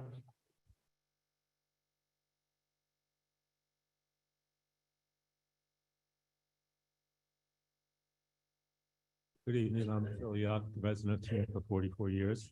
I first want to thank the members of the council and residents of Teaneck who expressed their condolence at the loss of my wife and all the support that I've gotten from the community. It's really been very heartwarming for me. What I want to talk about is which is what I talk about a lot, is development and development around American Legion Drive and Beverly Road. So I'm sure you know about this, but I want to bring it to the public's attention. There are a lot of people in here today. Who is Robert Volosyn? Robert Volosyn was the man who did the analysis of the Stop and Shop that ultimately led to the declaration of the Stop and Shop and its lot as an area in need of redevelopment. So Robert Volosyn, some research has been done, and on his bio, I want to read his bio. In his role as president, by the way, of Crossroads, which was the designated developer, manages various aspects of retail development process for Crossroads. I won't read the whole thing because I don't have enough time, but he did this analysis as the CEO of Supermarket Consulting Group, LLC. Supermarket Consulting Group, LLC is an affiliate of Crossroads, the designated developer. That to me, he's been an employee of Crossroads for 12 years, since 2011 years, excuse me. And he's now president of Crossroads. That to me smacks of conflict of interest, and in and of itself should be sufficient for this council to rescind the AINR designation of the Stop and Shop site and therefore nullify the American Legion Drive and Beverly Road settlement agreement and start from scratch. That project, as proposed, and I know we were supposed to have a development meeting recently, but that was postponed. I'm hoping that will happen, but I don't know who the designated developer is because Crossroads was only designated for 6 months and that 6 months has expired. So I don't know who's going to present the development plan which is probably going to be the plan that was in the settlement agreement anyway. But be that as it may, this council needs to stop this from happening, and let's take another look at that in the future and really suspend, have a moratorium on all development in town that has not been approved until the master plan is completed. Thank you. Thank you, Mr. Yuck. Doug, someone on Zoom? Arif Khan, you're free to unmute. Hello, everyone, and good evening. My name is Arif Khan, and I'm a resident of Teaneck for 17 years. And I love the fact that Teaneck was voted as number 23 in the top cities to live in the USA by Fortune 500. I was shocked, actually. I feel that this is in part due to the diversity that this town supports and encourages. And tonight, I want to make it clear that I support the council's efforts to include in the planning board and zoning board some fresh thinking and some new blood. They have added nominees that have training and competencies that will definitely add value to the boards. Some people have been misled by an article in a newspaper into thinking that this is an effort against a certain section of residents, but this is misleading. No one was forcibly removed. Their terms have expired. And you have to understand there are other residents that want a chance to serve the township. And, hopefully these boards that have for several years been deeply mired in litigation will hopefully start moving away from that and move forward with productive work. I thank the outgoing members of the boards for their service, and I look forward to the newcomers making a positive difference in the boards. Good evening. Thank you, sir. Someone in chambers want to speak, ma'am?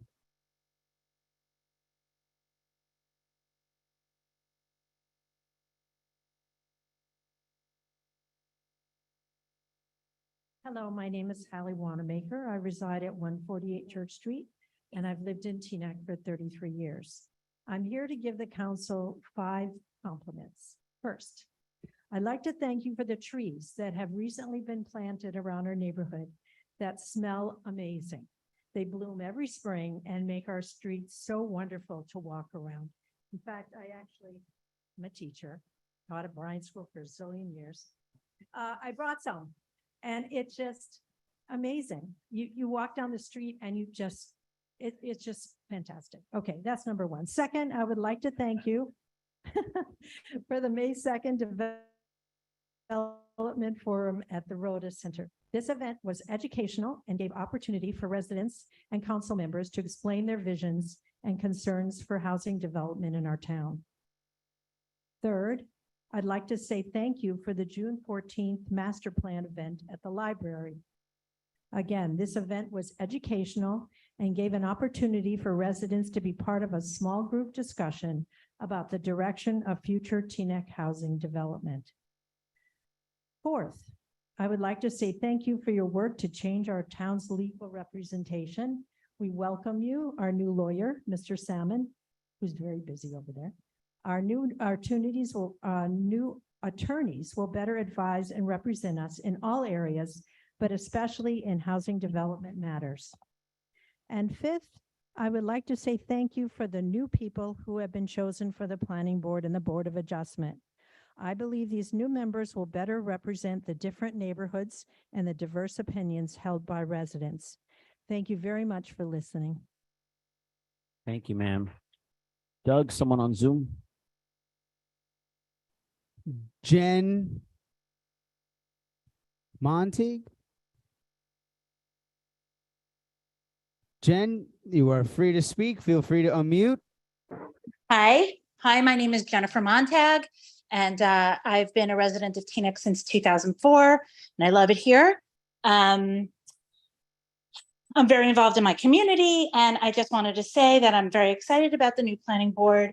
I've read some of their bios. They're all very accomplished people. They have great credentials for the boards. 2 of them I know personally, Michael Klatsky and Lucretia Ortiz, and I know that they'll be wonderful additions to Teaneck planning boards. I do want to point out that there has been a lot of dissatisfaction among segments of Teaneck with how current development in Teaneck hasn't really taken resident opinion into consideration. That was one of the big factors, I think, that brought the new council into power. And they owe it to their constituency to, make some changes. Transparency is important, I agree. And if people feel like the new decisions haven't been transparent enough, I'm sure that the new council will take that into consideration moving forward. But I believe that the new blood is going to be great for our town, and a lot of, new development projects that fit in with resident opinion and needs and wants will be done, and people in general will see that the ones that are worried will see that they really didn't have anything to worry about. Thank you for your time, for giving me time to speak my mind. Thank you, ma'am. Someone in chambers, Ms. Rogovan?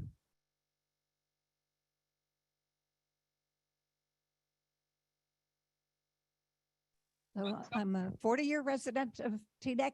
I wanted to invite everyone who's here and online to a rally on July 6th over across from the ambulance corps. And it's the 10th anniversary of the derailment of the train in Lamagantic, where 47 children and adults were killed. So that's from 5 to 6:30 p.m. on July 6th. I'm so excited to see that the Teaneck Town Council took an initiative to interview applicants who wanted to serve on the boards. This follows their earlier great initiative to open advisory boards and committees up to the public again. This is awesome. It's about democracy. It's about enabling diversity in this diverse town of ours. The applicants who we hope who were appointed by the council, we represent talent, expertise, as well as diversity. I'm Jewish. There have been claims that this involves anti-Semitism, because some of the Orthodox Jews were not reappointed. This is a serious misuse of a term that is so serious. Yes, there is an uptick in anti-Semitism in the United States, violence, hate-filled speech, and killing, and this is totally unacceptable. But calling not reappointing some Orthodox Jews and bringing on new talent and new perspectives and diversity in our boards seems to me a way of stirring up hatred and anger. No one is out to get Orthodox Jews. No one is. No one is. I want this new approach on the boards because I strongly oppose the AINRs, like the deal made for Stop and Shop and others. I live in the Stop and Shop area, and I oppose the ANRs in most of the other areas. I oppose, many of us work so hard to elect new council members because we want changes in approach to development. When there are new members of the council, they have every right to appoint or reappoint members of boards and committees. That's what democracy is about. There was no outcry from the council majority when the council voted for all white leadership. The mayor and 2 deputy mayors refusing to elect Javon Rice, who is African-American. There was no public outrage. There was public outrage, as you may recall. I sincerely hope you will put an end to the false notion that anti-Semitism is at play. I hope you will support, all of you will support the new members of the boards. Thank you. Thank you, Ms. Rogovan. Yassine, you are free to unmute. Yassine El Kariani, there you are. 3 minutes, I'm sir. in a crowded area. Could you please confirm you can hear me well? Loud and clear. Loud and clear, Yassine. Good evening, everyone. Good evening, members of council. First, thank you always for your willingness to serve. You're making tough decisions. I've heard a lot of the concerns tonight, and I've heard a lot of the compliments tonight. I'm not going to comment on any, and I am making my comments as an individual. I am here at the mosque. We're preparing for the holiday tomorrow. We're going to go move some stuff to Overbeck Park to prepare for the prayer, and a lot of people have approached me about the Board of Adjustment appointments. Some of the people that are being appointed are, you could consider them celebrities in town. They're known in the political circle, if you wish, or the community service circle. But allow me to speak in favor of two individuals who do not have much of involvement in the Teaneck politics, and those are Mr. Moiz Ilyas and Mr. Shaukat Sheikh. And allow me again to be very straightforward and transparent with you, like always. With the appointment of Mr. Ilyas and Mr. Sheikh, in addition to the fact that they bring valuable perspective and credentials, with their appointment, the council will have caught up. I'm gonna underline that, caught up with the representation of the Muslim community on the land appropriation boards. Because up until July of last year, we had two individuals. One of them resigned in protest of how the AUCC, Islamic institution, has been treated. And then another one does not wish to be renewed this year. And they are being replaced. So I encourage you to support these individuals and then give them the positions, and may the conversation continue, even if it's a tough one. I just hope that we can have better forums to have tough conversations. Thank you so much for listening. You have a wonderful evening, and happy Eid to the Muslim community. And everybody's welcome to join us tomorrow at Overpack at 8:30 a.m. Good night. Thank you, Mr. El-Karyani. Mr. Kaplan?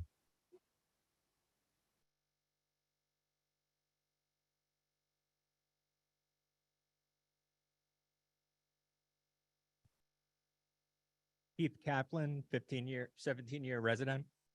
A lot has been said about the policies and procedures of the Teaneck Council. All I wanted to do was read them. Rule 9, appointments by council, statutory boards. Subject to subsection C, at least 2 weeks prior to the filling of any vacancies in statutory boards, the clerk shall notify the public about the vacancies. This was done and recodified in 2022 to ensure that everyone knew about the vacancies on boards. Upon notice to all persons submitting applications for such vacant positions pursuant to subsection C, council members shall meet at a meeting to discuss any vacancies on statutory boards. What does subsection C say? It says procedure. Notice shall be provided to all persons submitting applications for any vacancy, which will be discussed by the council. It should be sent by regular mail, addressed to the person's address, appearing on the person's application form at least 1 week prior to the holding of the discussion. Such notice shall advise the person of the date, time, and location, and then they can reply back whether or not they want a public meeting or private. The clerk's email to me stated, you are receiving this message because you applied to either the Planning Board or Board of Adjustment in 2021 to present. It then advised me of a meeting 3 days later. These are our policies. These are our procedures. They were passed by ordinance at a hearing of the public, noticed, published, and they are the law of this land. Doug, someone on Zoom? Margaret Baker, you are free to unmute whenever you are ready. Miss Margaret Baker. Can you hear me? Loud and clear, Miss Baker, 3 minutes.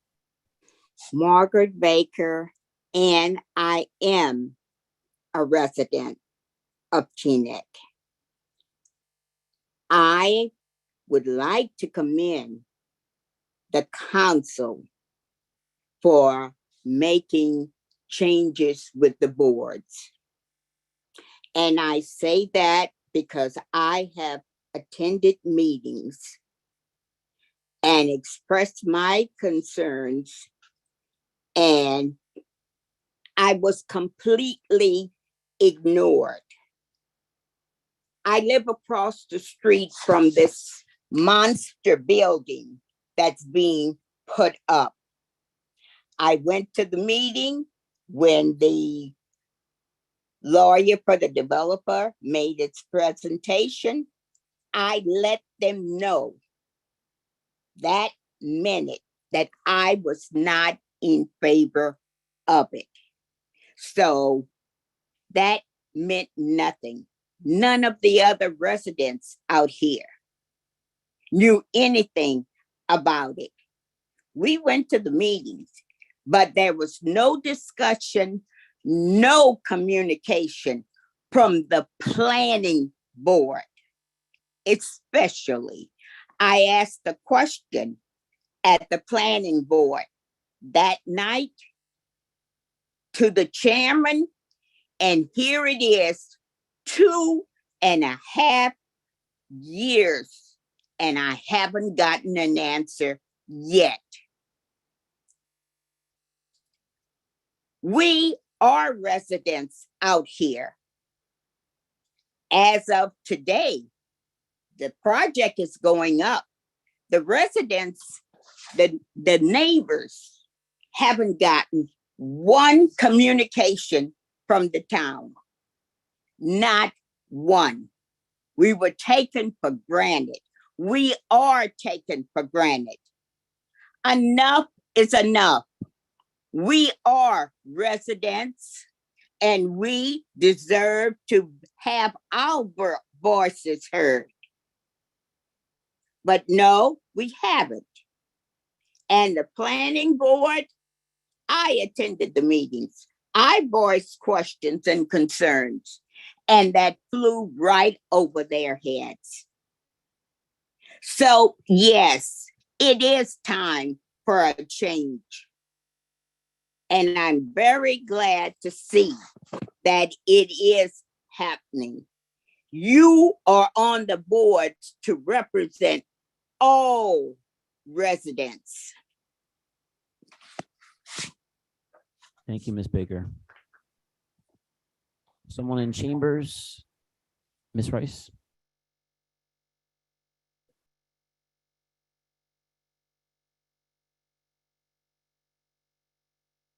Thank you. Javon Rice. Thank you, Mayor.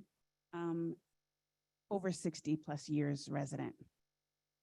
And I'd like to support and congratulate the council on the nominations of the 6 people that they're planning to appoint to our statutory boards, the Planning Board and the Board of Adjustments. As been stated tonight, many people have referenced the Fortune article, which quoted our demographics, which is part of our census, which is 9.27% Asian, 26.96% Black, 22.62% Hispanic, totaling 58%. It's time that that representation, that 58% deserves representation. With the people that are being nominated, we have 31 years of experience in buildings, a woman who's a career nonprofit attorney, community and strategic builder, a principal planner, member of the Planning Accreditation Board, an attorney who's a THS graduate and serves as an advisory board adult advisor. These members add much needed change to the existing members. And as a community, each of us have a part that tells our story of our town's mosaic. And I applaud the council for taking this opportunity to embrace our diversity and make this an opportunity for justice, equity, and inclusion. And this has been the outcry of our community. That message reached and influenced the council election and is now moving on to other entities.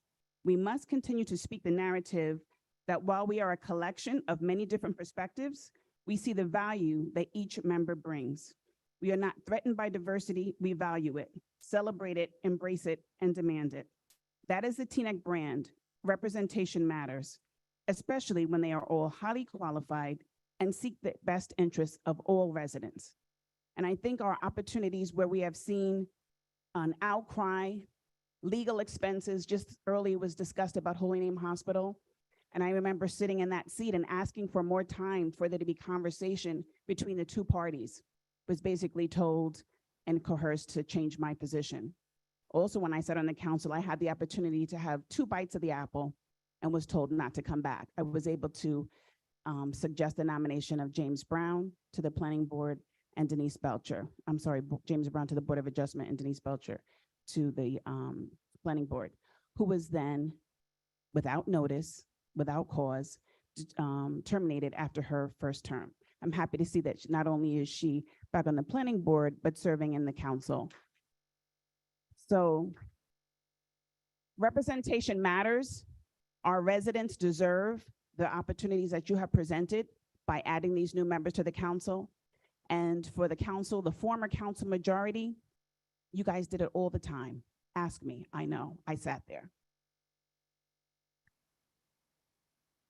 Thank you, Ms. Romney Rice. Doug, someone on Zoom? Celine Lewis Wong. You are free to unmute, Celine. Hi, good evening, everyone. I was coming on just to thank the council, Mayor Pagan, Deputy Mayor Daniel G, and other members of the council for joining and attending the 3 events for Juneteenth. It was very I appreciate seeing you guys there and joining as we celebrated Juneteenth. Also wanted to thank DPW, who also helped and supported the event. Also to Dean and Doug for also being very helpful during Juneteenth. I appreciate the participation in the holiday of Juneteenth. The second thing I wanted to say is that I think last year, maybe, or the year before, I proposed that we had library bins in each of our parks. The last council did agree with placing them there, but I haven't really heard of the status since. And so now we have a new council. I know a couple members of the council said they were actually, donate or sponsor a book bin.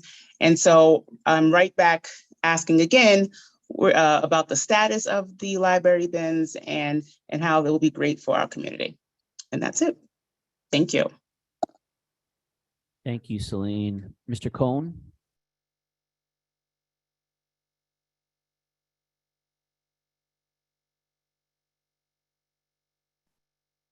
Good evening, Council.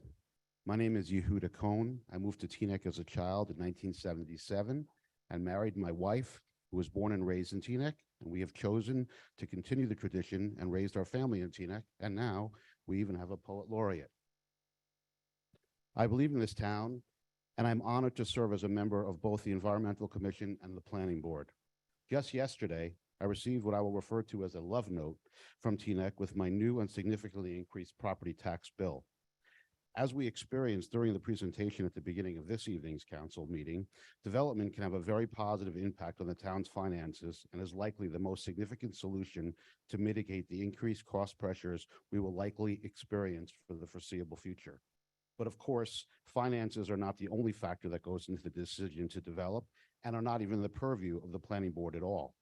This is why the appointments to the planning and zoning boards are so crucial to represent the best interests of Teaneck as a whole and its future. You have heard from many residents this evening about the optics of these appointments, and I hope you are listening, but I will not focus on those, I will not make my comments on that topic this evening. I don't know the people that have been nominated, and I have no reason to believe that they are not qualified. But from what I understand, they have been appointed as full members as opposed to alternates. When I began on the planning board, I began as an alternate, which gave me the opportunity to learn the processes and procedures unique to Teaneck. I would like to echo the lessons my friend and co-resident Eric Organ and my co-member Darrell Green mentioned, and I hope that the council chooses at a minimum to follow the best practice, and if new appointments are made, do them properly and appoint the new members as alternates first. Thank you for listening.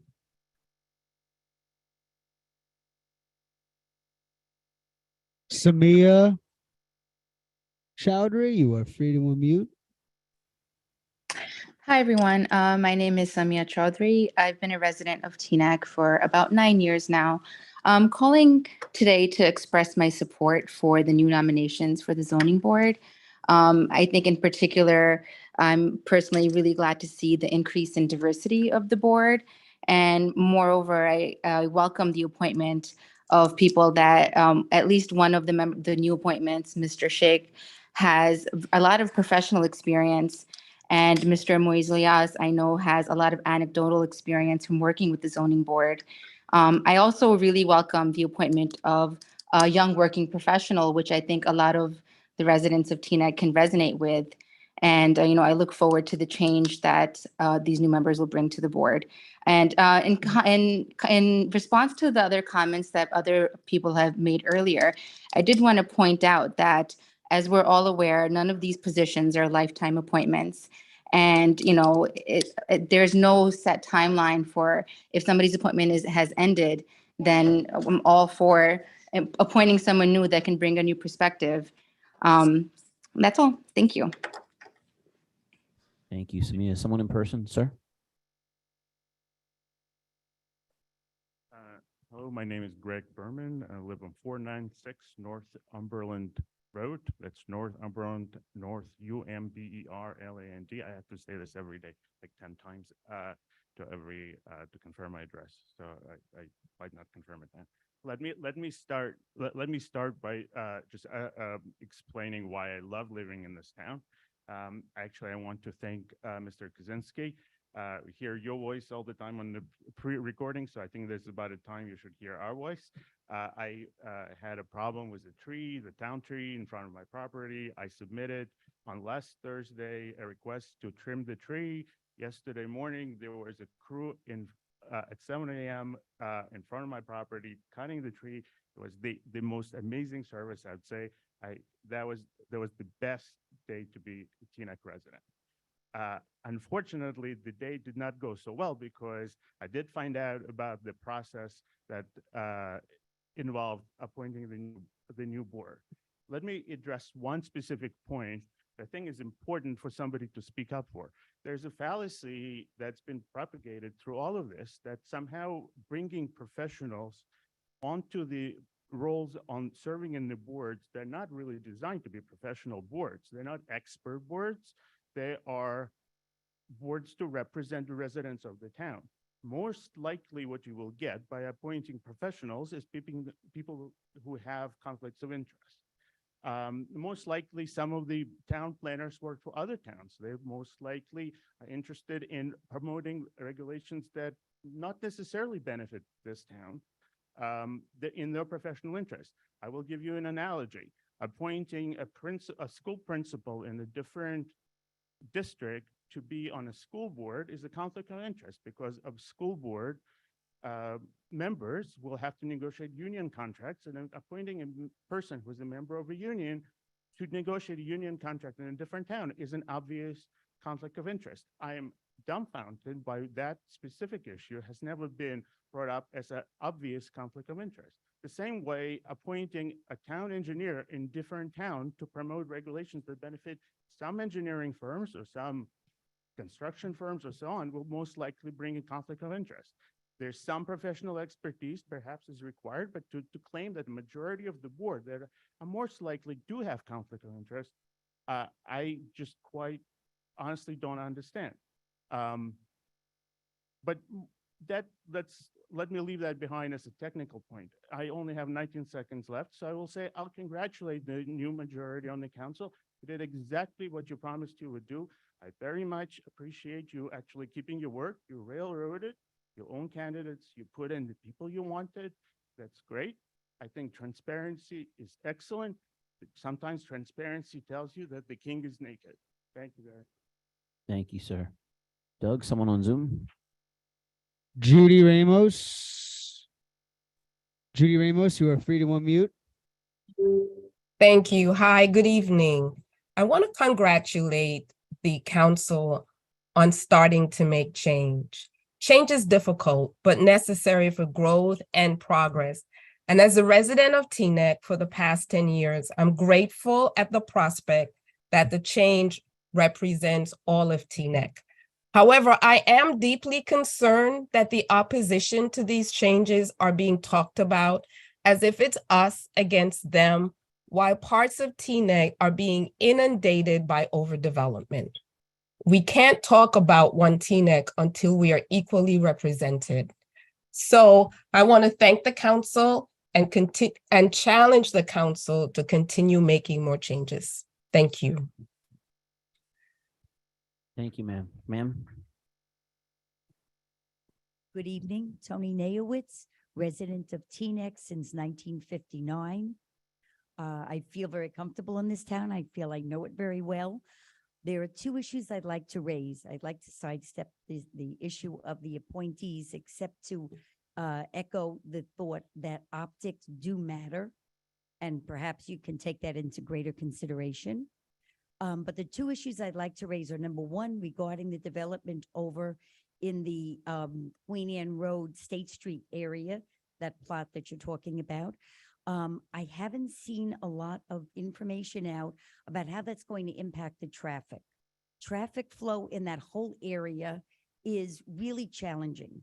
It's challenging. There are accidents, people pulling out of the parking lot behind Lazy Bean. Just in general, navigating the traffic in that whole district is challenging under the best of circumstances. And if we increase the residents, the number of residents in the area, it could get worse. What was there on that plot previously was a building that was, I believe, a commercial building. So you had a different kind of usage. The other thing is that the 22 spots that you're saying are being allocated to general use is somewhat of a fiction, I believe, because people who have guests who are residents in the building with guests, people who are residents in a 3-bedroom apartment with 3 cars are going to monopolize those spots. So it's a theoretical freedom, but I don't think in practical application, it's going to be spots for the people in the area for commercial use. The other thing I'd like to say is that when we're talking about master plans, a number of years ago, there was a master plan for Cedar Lane. I don't know what happened to it. I own a business on Cedar Lane, and Cedar Lane looks like a third world street. The condition of the sidewalks, which cost the town a fortune, is horrendous, absolutely horrendous. The facades on the building are really very, very upsetting. It's a depressed area. It reminds me of Newark. I worked as a nurse in Newark back in the early 70s. That's what it looks like. And I'm sorry to say, and although I'm very happy to have a business on Cedar Lane that's been in Teaneck since 1974, it's in spite of the condition of the street, not because of it. It's a main thoroughfare. It should be one of the jewels of Teaneck, not one of the eyesores.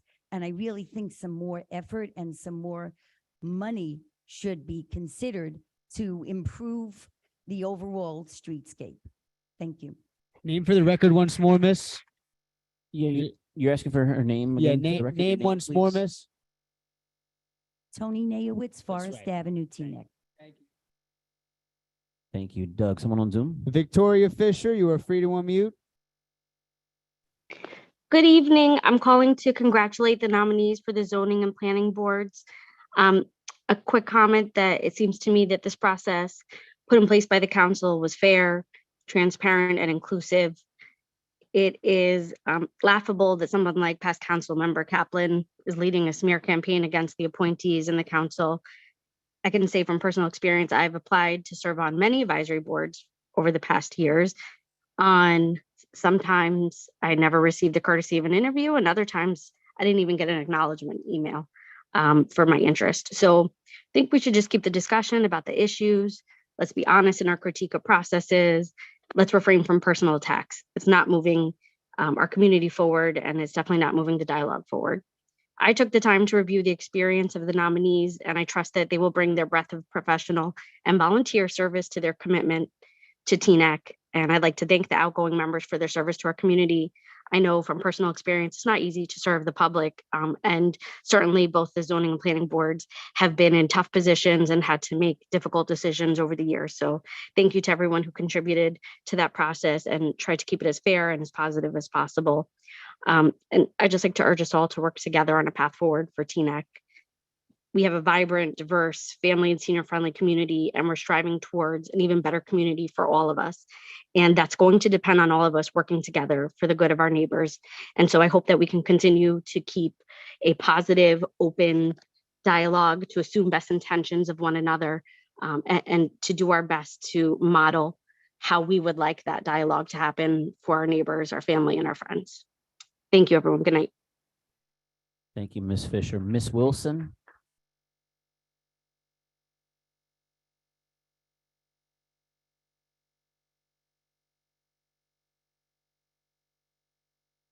Good evening, everyone. First of all, I'd like to thank the council for the transparency that you're presenting. I haven't been able to come out to a couple of the council meetings because of illness, but I've been watching it at home, and I'm very proud of what the council is doing. One of the things that's been said quite a bit is the unity. And one of the things that I need to say, from what I read and what I've heard, is that we're not really going to have any unity amongst the council if some of the council members continue to bring their personal grievance to the council meetings and to also publicize whatever personal greetings they have. Number one, Michael Pagan, I'd like to say thank you to you for recognizing Scott Pleasant, and congratulations to Scott. I'd also like to say I'm very supportive of the planning board, but I really want the members of this council to look at each one of themselves personally. And if you have any personal animosity amongst each other, you go behind closed doors, deal with it behind closed doors, because we, the public, don't need to deal with whatever personal conflicts you have. I don't want to bring it out because I think people know. But if we're talking about unity, let's keep the unity with the community. We're not trying to separate anyone. We're trying to work together. We do need change. You have to agree with change. We all ask for it. No one was fired from the planning board. The time was up. So if we have to adapt to change, we have to adapt to change. But continue to look at each other personally and deal with your personal conflict behind closed doors, not sharing it out within the community. Thank you. Thank you, Ms. Wilson. Rabbi Friedman.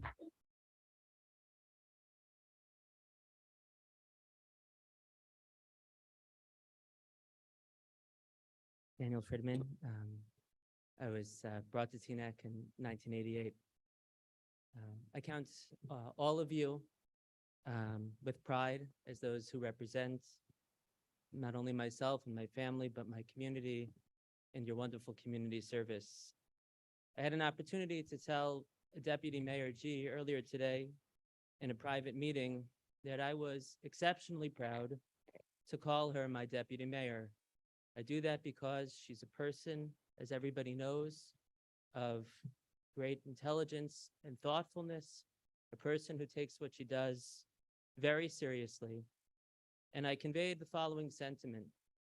I am absolutely certain that despite the fact that we have different backgrounds, Deputy Mayor G would never seek to prejudice herself against my community, against my interests, and that I would fully expect her to respect my family as she would a family of her own background. And I know that she does.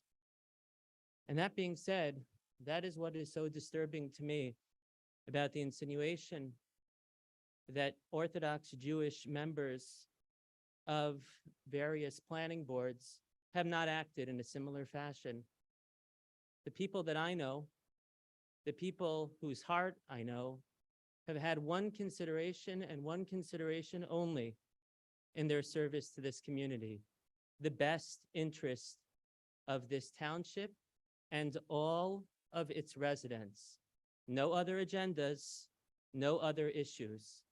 It is wonderful that Teaneck is a diverse place, but we all sell each other short tonight and going forward if the message is that to represent different communities, we all need to look like each other. Deputy G is a very fine person, and I know that she'll represent me, not respective to the fact that we come from different backgrounds, and we have to start to learn to trust each other. The subtext that people from different backgrounds cannot look at issues objectively and are only there to represent the interests of their own community is an offensive one, and one that has been stated time and again this evening.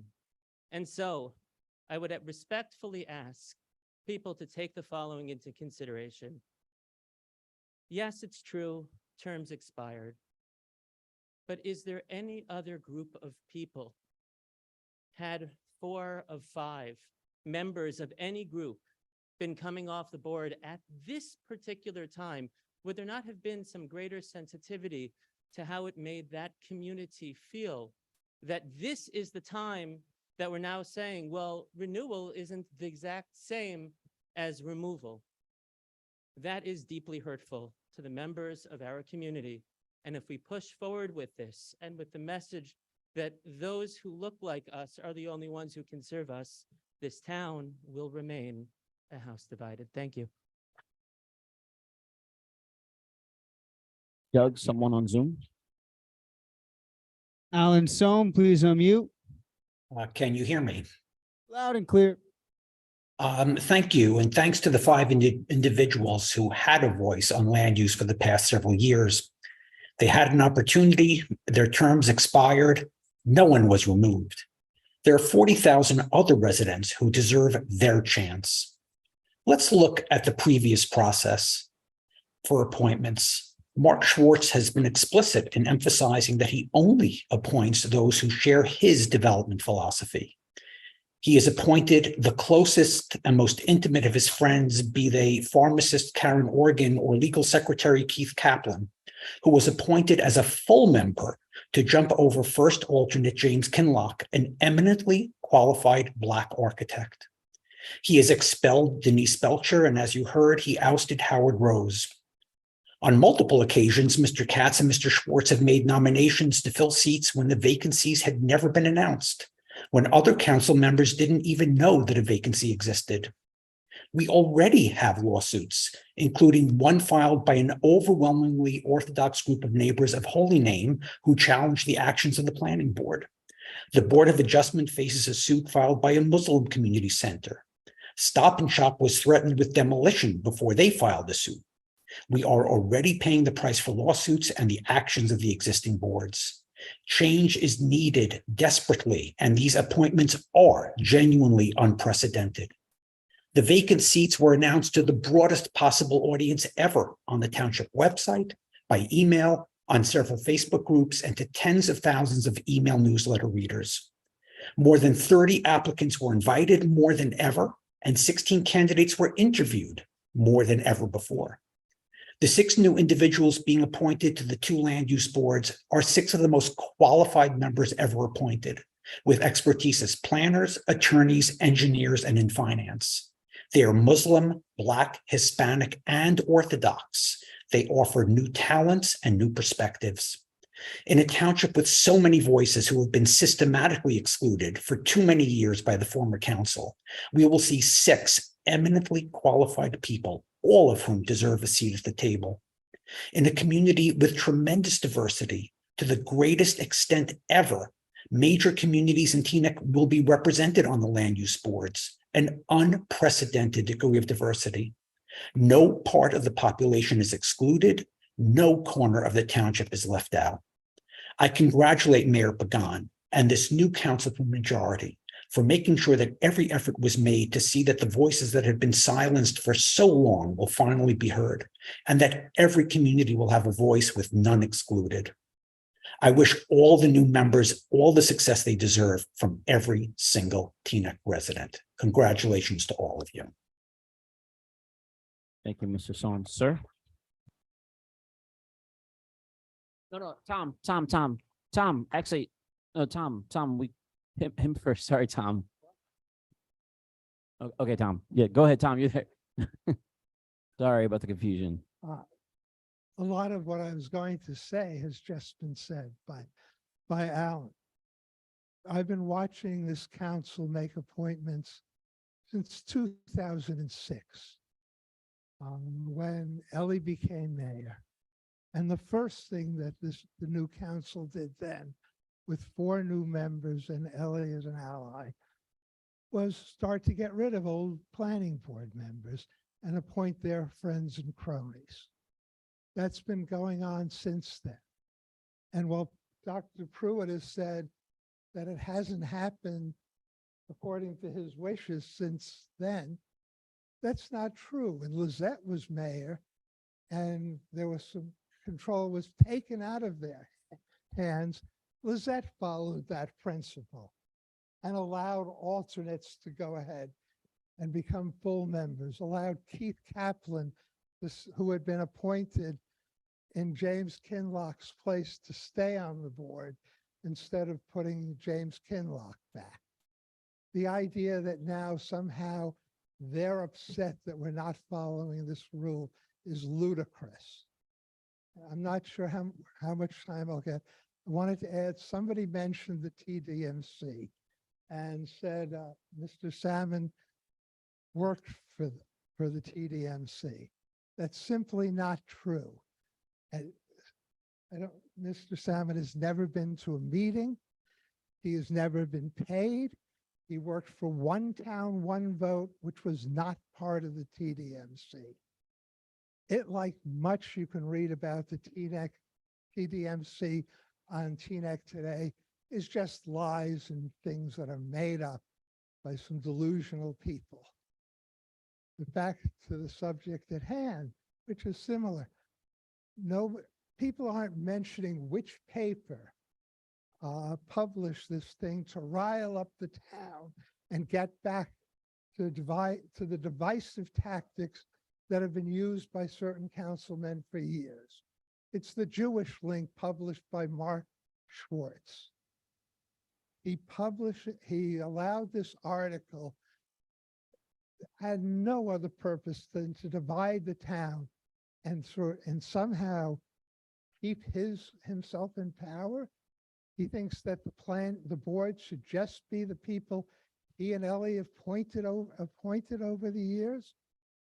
It's disgraceful, and I can't see any reason why somebody who would allow that to happen should be allowed to have any position on the planning board. Thank you. Thank you, Mr. Abbott. Sir?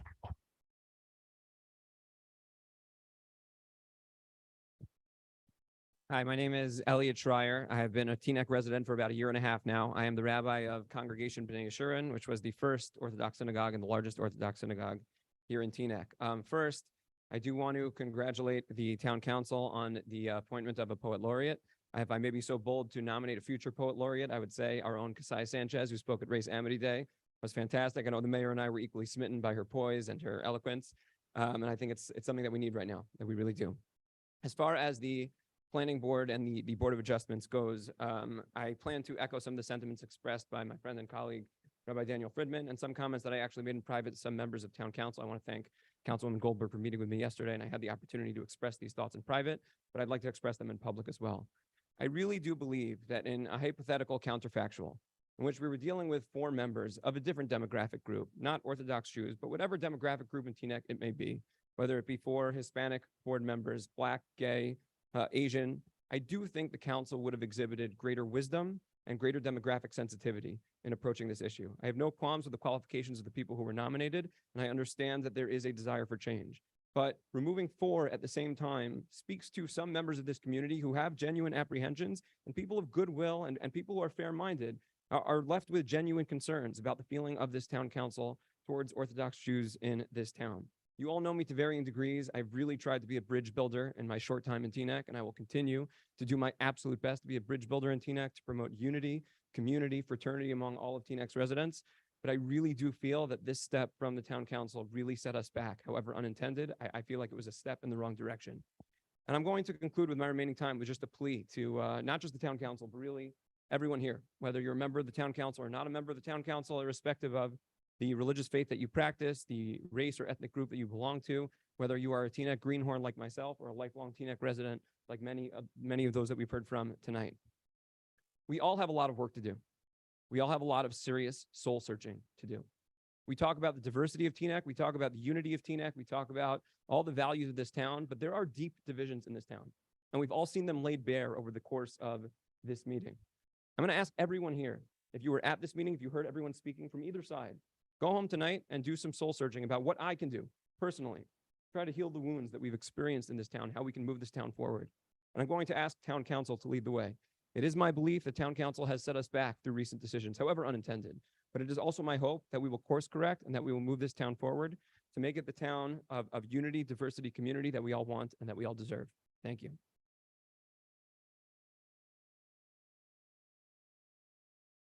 Thank you, Rabbi. Someone on Zoom, Doug? Shanaz, you're free to unmute. Hi, can you hear me? Loud and clear, 3 minutes. Great, thank you. I'm Shanaz. I've been in Teaneck for over 50 years. Live on Chestnut Avenue. Today is a high holiday for Muslims, and tomorrow is Eid al-Adha, which celebrates the sacrifice of Prophet Abraham. I've not had a chance to get on council meetings the past couple of months and would like to thank the Teaneck Council for approving the beautiful Ramadan decorations and celebrations. Specifically, I would like to thank Teaneck Police Department, Chief Andrew McGurr, Captain Michael Ferrante, Lieutenant Daniel DeLesio, Officer Michael Apret. Also, I would like to thank DPW Michael S., Trevor Romeo, Justin Perel, Lee, Richard Muller, and Jason Forsythe. I also want to recognize and congratulate the council for engaging the town by having forums. I was surprised by the AINR designation in my backyard on American Legion Drive and look forward to having forums and discussions on that topic. I am thrilled about the new appointments because they bring a wealth of experience and skills in addition to filling the representation gap. I have gotten to know some of the candidates, Dwayne Hawley, Lucrea Ortiz, Shaukat Sheikh, and Muiz Ilyas, and feel they represent the diversity of Teaneck. Finally, more importantly, I am impressed with the rich professional backgrounds. We need the over 30 years of experience working with zoning boards that the new appointee brings as a full voting member. I'm impressed with the pace and effectiveness of change that the new Teaneck Council is making to move Teaneck forward. Term limits on boards allows for continued positive changes. Change is not easy, and for those who are having a hard time with it, I'd like to close with a quote from Socrates. The secret of change is to focus all of your energy not on fighting the old, but on building the new. So let's focus our energy in supporting our new nominees, and I congratulate and thank those who have served on the boards. And Eid Mubarak to all of you. Please join us in the celebrations tomorrow morning, 8:30, both at Teaneck Armory and Overpeck Park. So love to see you all there, just like we saw you at Ramadan. So thank you, Teaneck. Thank you for your continued support. Thank you, Shanaz. Miss Addison?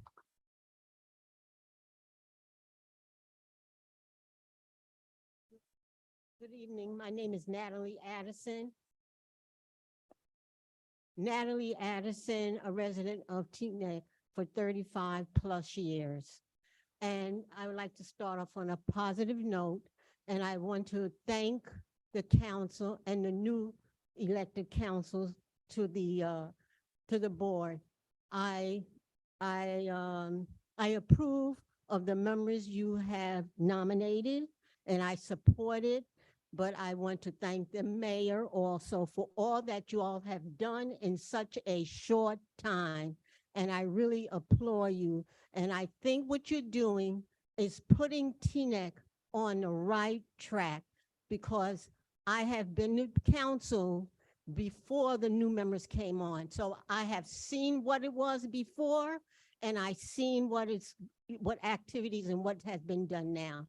And I wholeheartedly feel very good and in the changes and the improvement you all have made so far. And also, I just want to give credit to our town manager for the work that he done in this township. He needs applause because he does an excellent job. The one other thing I want to say, the newsletter that has been going around the town, and I read it, and it was upsetting because me reading it, the first thing I got from it is people, pinpointing or attacking one another. We don't want that. And if we have new residents or anybody coming in their town and they see that letter, they would be heartbroken. And I think we have to change. We should not be sending information out like that that's going to have one group against another group. We don't want that in Teaneck. We want one Teaneck. And that letter, that article was not a positive article to go out. So anyone, I would tell them, you need to do a fact check because there's a lot of false information in it. So please do that. And the last thing I want to say, I'm wearing this shirt and it says power to the people. What I would want to say is power to the people of Teaneck. We all need to combine together. We are never going to get any place divided. So please, whatever has been voted on, we have the Mayor Pagan, and whatever, we all might not agree, but we can disagree, but it's been done. So let's just work together, work in harmony for Teaneck, please. That's all. I love Teaneck and I love the residents. So let's all just work together as one. Thank you. Thank you, Ms. Addison. Doug, actually, before we continue, Doug, should we make a motion to extend the meeting to 11:30?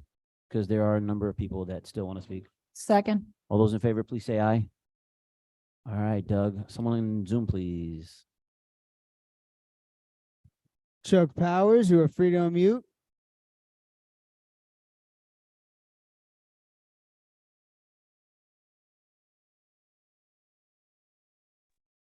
I didn't ask to speak. Thank you.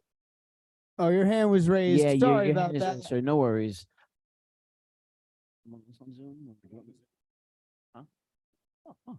Anyone else in chambers would like to speak tonight? Sir?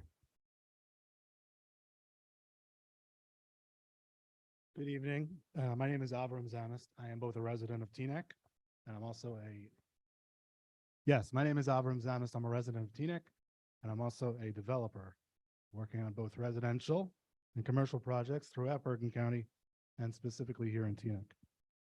I would like to address the term that I've heard here tonight of overdevelopment. Overdevelopment, or as I believe it's correctly known, urban development, is the creation of major tax revenue, jobs, and opportunities for the sole benefit of all of Teaneck residents. To my fellow residents, I encourage you deeply to understand the facts. As a developer who has built both on Queen Anne Road and involved in projects on many of the thoroughfares that have been mentioned tonight, I encourage you to understand the facts. This town bears some of the highest tax rates in the United States, yet operates in many ways like a third world country, as we heard earlier, including, by the way, this dilapidated courtroom I stand in today. You can hear the air conditioner behind me. Teaneck Road and Cedar Lane, State Street, these areas look, as mentioned earlier, like Newark. It took a brave individual like Mr. Schwartz to say, no more. It is time to make Teaneck, the entire Teaneck, a beautiful town. If the traffic is becoming difficult, then it's time to hire a traffic engineer and propose solutions. If parking is becoming difficult, then it's time to build parking garages. The answer is not to say no and to complain and cry about overdevelopment. The answer is to propose solutions to the problems. The answer is always there. It just needs to be found. Thank you very much. Thank you, sir. Nobody else on Zoom, sir? Hi, good evening. My name is Joe Rosenbaum. I'm a resident of Teaneck for 11 whole months. And this is my first town council meeting. I just want to say, I hope they're all this entertaining. I just really wanted to say thank you to the town council and really to everyone in the room and on Zoom for just being here until 10:45 on a weeknight. And, you know, as we all just saw a few minutes ago, just saying, you know, a lot of people still have comments. Should we extend this to 11:30 without even blinking? So just thank you for listening to us. Thank you, sir. Anyone on Zoom, Doug? Anyone else in chambers want to speak? Ms. Young?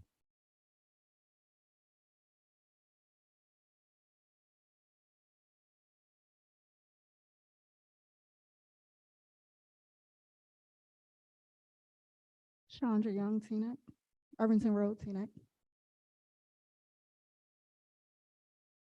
Today is June 27th.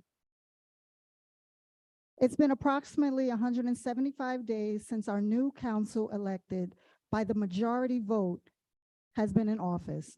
I want to take this time to address the printed and distributed first 180 days by the Rise for Teaneck. Our first 180 days. Review every long-term contract. You've done that. Great job. Opening the advisory boards for public participation. You've done that. Great job. Schedule quarterly town hall meetings on pertinent township issues. You've done that. Great job. Explore ways to effectively disseminate official township announcements. We got work to do there. Re-examination of current board members to ensure the residents, the best possible member, has the expertise related to their board appointment. I'm hoping you do that tonight. Direct the planning board to begin the process for our new master plan. You've done that. Great job. Reinstate Leadership Teaneck. I hear it's on the way. Great job. Reinstitute grab and go lunch for seniors. As of July 1st, that will be done. Thank you. Great job. Reevaluate the budget creation process with collaboration from CFO and township manager. You've done that. I hear you're going to start the process early. Great job. These are the things that you state in your first 180 days. Thank you, Deputy Mayor Danielle G., Hillary, Denise, for working with the other township council members and for standing on your word and making sure that you accomplish your goals. You truly believe in change and progress and truly believe in one Teaneck. Thank you.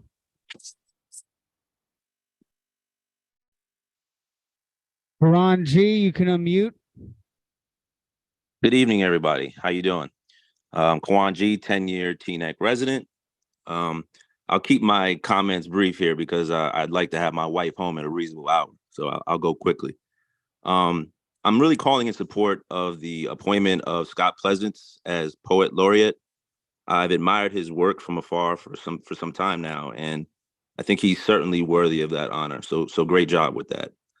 Second, I'd like to echo the sentiments of Celine Wong and thanking the council for their support of the Juneteenth festivities over the past weekend. Specifically, Mayor Pagan, Deputy Mayor G, Councilman Schwartz, and Councilwoman Organ for showing up in person. Also, thanks to Doug and Dean for always, taking care of us and getting what we need to make these things work. Finally, I'd like to voice my support for all the nominees to the land use boards. I really urge the Orthodox community to take a deeper look at what has happened and not really fall victim to some of the, I guess the only way I can describe it is political propaganda that I've seen and heard over the last few days. Every single member whose term expired wasn't renewed. That includes an African-American member who, with everybody else, served honorably. Let's come together and embrace the rich diversity that Teaneck has to offer, which includes, not excludes, the Orthodox community and everybody else in this town. So that's it. Good night, everybody. Have a good evening. Thank you, Mr. G. Anyone in chambers want to speak?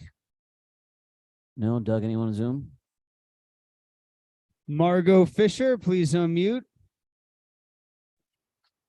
Hi, thank you. I'm also here to speak to thank the council for these appointments and to hope that they are approved by a supermajority of the council, not just a majority. I wanted to address a couple of the other comments that were made. There was a gentleman who just spoke recently who identified himself as a developer, and I'm terribly sorry I did not catch his name. He made a lot of very valid observations about problems in our township, including the appearance of Cedar Lane. But people should be very clear. These are problems that were brought to us by the former council majority. They are not problems of the current majority. These were issues that go back decades and that the recent council majority failed to address. So those complaints should be attributed to those members of the council. I also want to echo and amplify what Natalie Addison said about community. This is a word that we've heard a lot tonight, and it's disturbed me that I often hear it in the context of community being the people who are just like me. And I have always understood community to mean the people we live with, everyone around us, especially including the people who are not just like us, whoever us may be. I really agree with Natalie. We need to think in much broader terms and consider community as the entire community of all of the residents of Teaneck, not the people who belong to a particular religious congregation, not the people who belong to a particular ethnic group, but all of us. I do also want to again congratulate all of the nominees. I think it's an incredibly diverse and group of people with incredible expertise, and I think we should all be proud that these people will be representing us on these two incredibly important boards. And I also would like to very much on a personal level congratulate Scott Pleasance. Scott and Yolanda are truly treasures to Teaneck, and I am so happy that he's been recognized with the honor of being named Poet Laureate for the town. Thank you very much. Thank you, Ms. Fisher. Doug, we have two more on Zoom, I think you said. Yes, bringing in Maxine Angel. Please unmute Maxine whenever you are ready. Hi there. Good evening. Can you hear me? Loud and Yes, clear, ma'am. 3 minutes. Okay, great. Thank you, everybody. Good evening, Town Council, and to the esteemed Town Manager, Clerk, everybody. Thank you so much for your time. It's always overwhelming and amazing to see so many of our residents and neighbors coming out to support our community. And I live on Queen Anne Road. I've been in Teaneck almost 7 years. It's a privilege to live here. And I was at the kickoff meeting for the master plan and had an opportunity to meet more neighbors. And I encourage all the residents to pay attention to what's happening in the town, read up, get involved, talk to your neighbors, talk to people in the parks. Come out, come to the meetings, come to town council meetings, go to the Board of Ed meetings, whether on Zoom or in person. This is how we build our community. This is how we move forward. We have to hear what people want, where people are concerned, and what they'd like to see in our town. I am in the Orthodox Jewish community, and it's really interesting to hear people who are not Orthodox Jewish describe what is or is not discrimination. We don't do that to other groups. We respect our neighbors, and we're not going to identify what is or is not discrimination to other groups. We appreciate I personally appreciate if people would, a lot of people saying to look, to reflect. I so appreciate and we can all take that to reflect our community, our homes, to be better neighbors and this each other out. So Town Council, thank you very much and to be well. Bye-bye. Thank you, Maxine. Doug, you said we had one or two more on Zoom. Deborah Blayberg, you're free to unmute. Deborah Blayberg.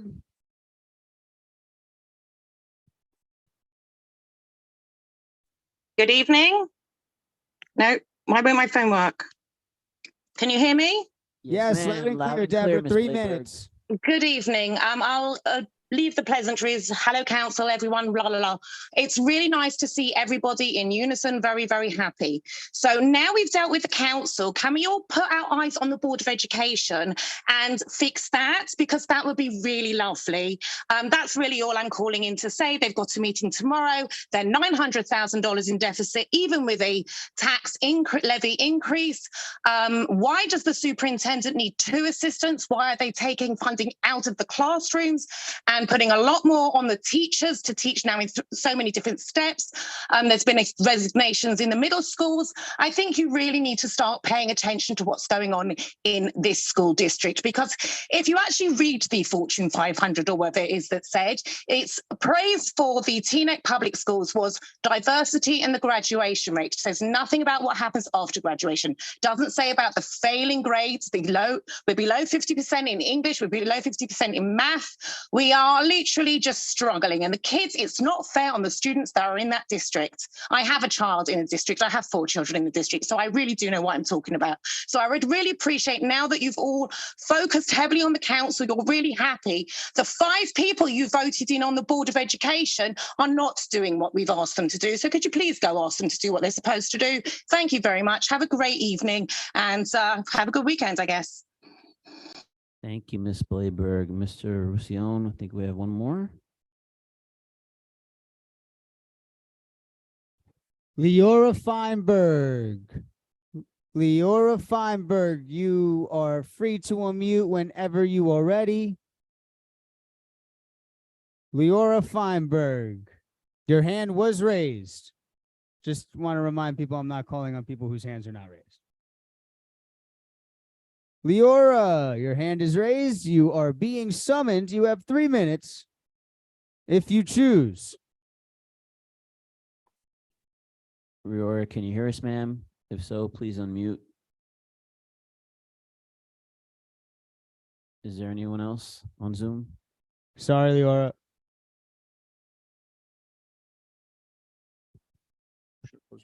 No other hands on Zoom. Anyone else in chambers want to speak?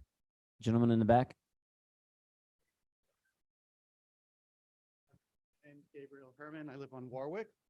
Sorry. My name is Gabe Herman. I live on Warwick Avenue. I've been in Teaneck since 1999.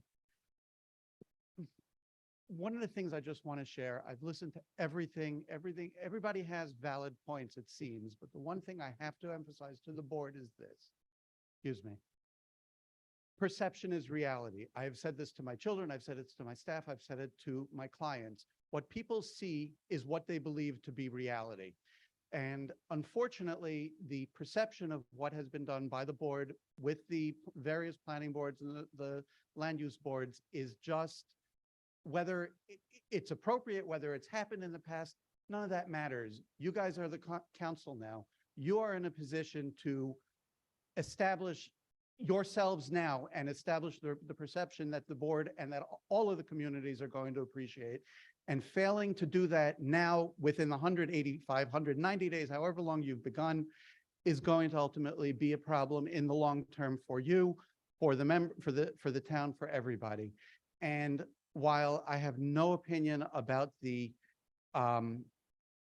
people that were chosen, honestly, I have no opinion about the people that are being replaced.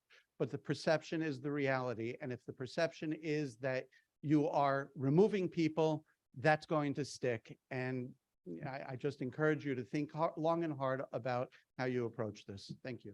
Thank you, sir. Anyone else in chambers want to speak? Doug, do we have anyone on Zoom? No? Okay, good and welfare is closed. Mr. Schwartz, would you like to start us off, sir?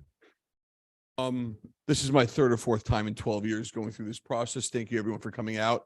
Whatever people said, they said it respectfully, and I thank everyone else for listening respectfully, jeering and cheering. We've been through that before, and I appreciate everyone saying that. I just want to make it really clear. If anyone accused anyone of anti-Semitism, that's not something I feel, not something I condone as well. And I just want to make sure I repeat that for everyone up here.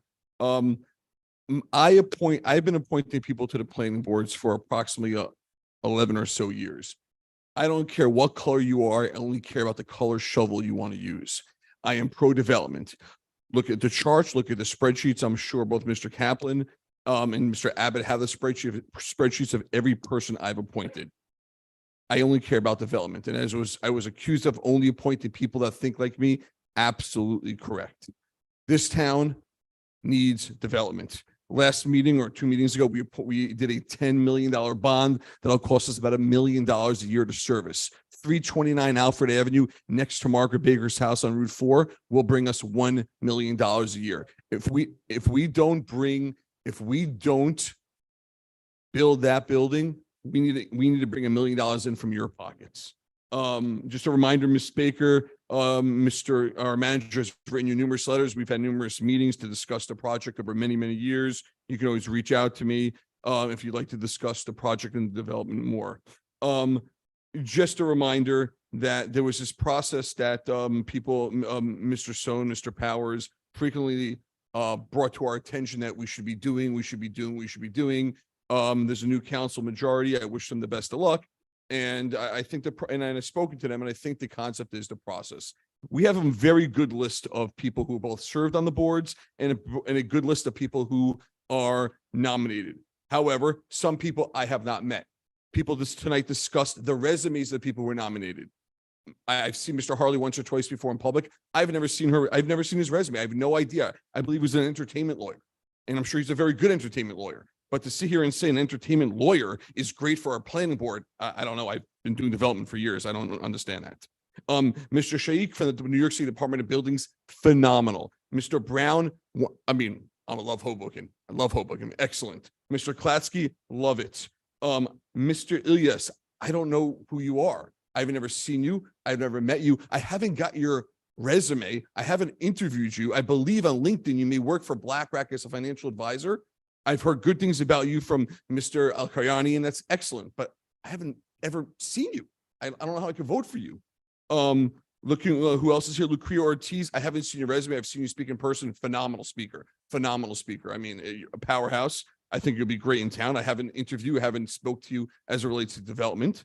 So I think let's focus on many of you are new. That's excellent. You have great futures ahead of you. Please work on this process. It can be a process that I may feel I followed, or a process that you may feel I didn't follow that you said you will follow, and that's fine. Let's work on that process. I look forward to continue to work with everyone so we can move Teaneck forward. Thank you very much.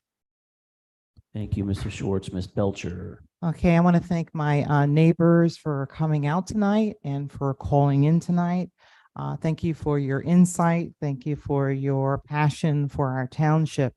On just a couple of quick notes, I want to also thank the township for sponsoring the small business event. I do encourage people to listen to the video if you haven't weren't able to attend. Also, I just want to mention that the ADU initiative that our new attorney is researching is really also to support multi-generational living. So it's not just for Airbnb or anything like that. It's for a multi-generational living. I also want to say thanks to my colleagues for approving the idea of dedicating the new band shell to our esteemed Senator Loretta Weinberg.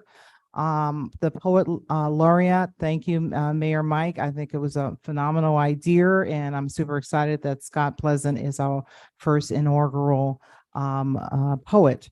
Thanks to the residents for participating in the master plan meeting. I think it was a huge success. I also want to thank the Juneteenth celebration committee for the events. I hear they were awesome. I was with you in spirit, but I was bodily on vacation in Martha's Vineyard. I was not afforded a couple of things I just want to mention about the purpose as to why most of you are here tonight. We have had to make some serious decisions. I want to commend the subcommittee, the personnel subcommittee, on making the decisions, doing the heavy lift of interviewing. There were spreadsheets, there were resumes. I kind of burdened Doug many a times for the spreadsheet in resumes. So it was afforded me the opportunity to reach out to those that had applied to do my own research, and which I did. I feel as if we have one of the most diverse lineup of residents in Teaneck's history when it comes to diversity serving on land use boards. We have We are faced with crafting a new master plan, deciding on development that is generational in scope. Our township has been plagued with litigation, settlement agreements, questionable site plans that our land use boards have done a poor job with. The use of development tools like AINR has been problematic. And we have had to look at all these issues in scope, and we've had to make decisions. And I believe that we're making the best decisions when it comes to individuals that are credentialed, that are qualified. I think the process is concise. In fact, I think the process, having lived through a process, I think it's been the best process that we could have asked for. I can speak for Howard Rose, who basically thought about the thoughts of the lack of process during your removal from the planning board. If memory serves me right, I don't believe that there was a process then. Okay. I don't believe you were afforded an interview when your term expired. So I don't know why there's an expectation today. I believe that, for instance, when we speak about process, even since I've been sitting here, we had an appointment to the Board of Adjustment, Victoria Wilkerson. I don't remember any council-wide interview. I was not a party to that. There was nothing that offered that to me. So when we speak about process, I'm wondering, why are we in process now? And we have never been in process before.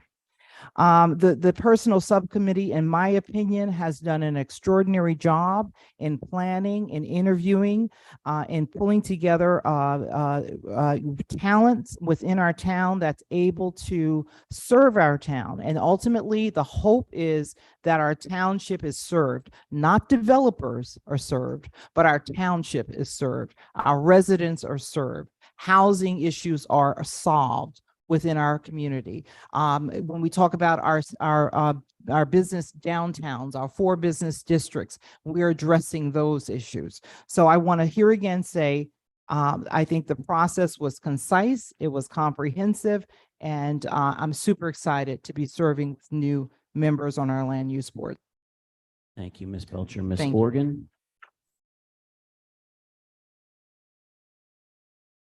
So I'd like to thank everyone who came out tonight, those who stayed with us till the end, and those who were not as strong and went home, and those that are watching. And if it was your first time, I hope that you continue to join us going forward. I'd like to thank the members of the land use boards who are not being reappointed. I'd like to thank Tony Parker and Mark Zamek, Jennifer Prince, Daniel Wetrin, and Mark Mermelstein. You did nothing wrong. You just weren't reappointed, but we thank you for your service, for all that you've done, for meetings that go as late as this one, where you leave your families and don't spend the time with them that you're spending with us and working for the town. I'd like to thank Rabbi Friedman and Rabbi Schreier. For those who don't know them, they're 2 of the most remarkable men that I've ever met. They have houses full of young children as well, and they felt it important to come out tonight to try to bridge a divide and explain in their own ways. They're brilliant and caring and compassionate, to explain in their own ways what they're feeling and what they think people are feeling right now. And absolutely, I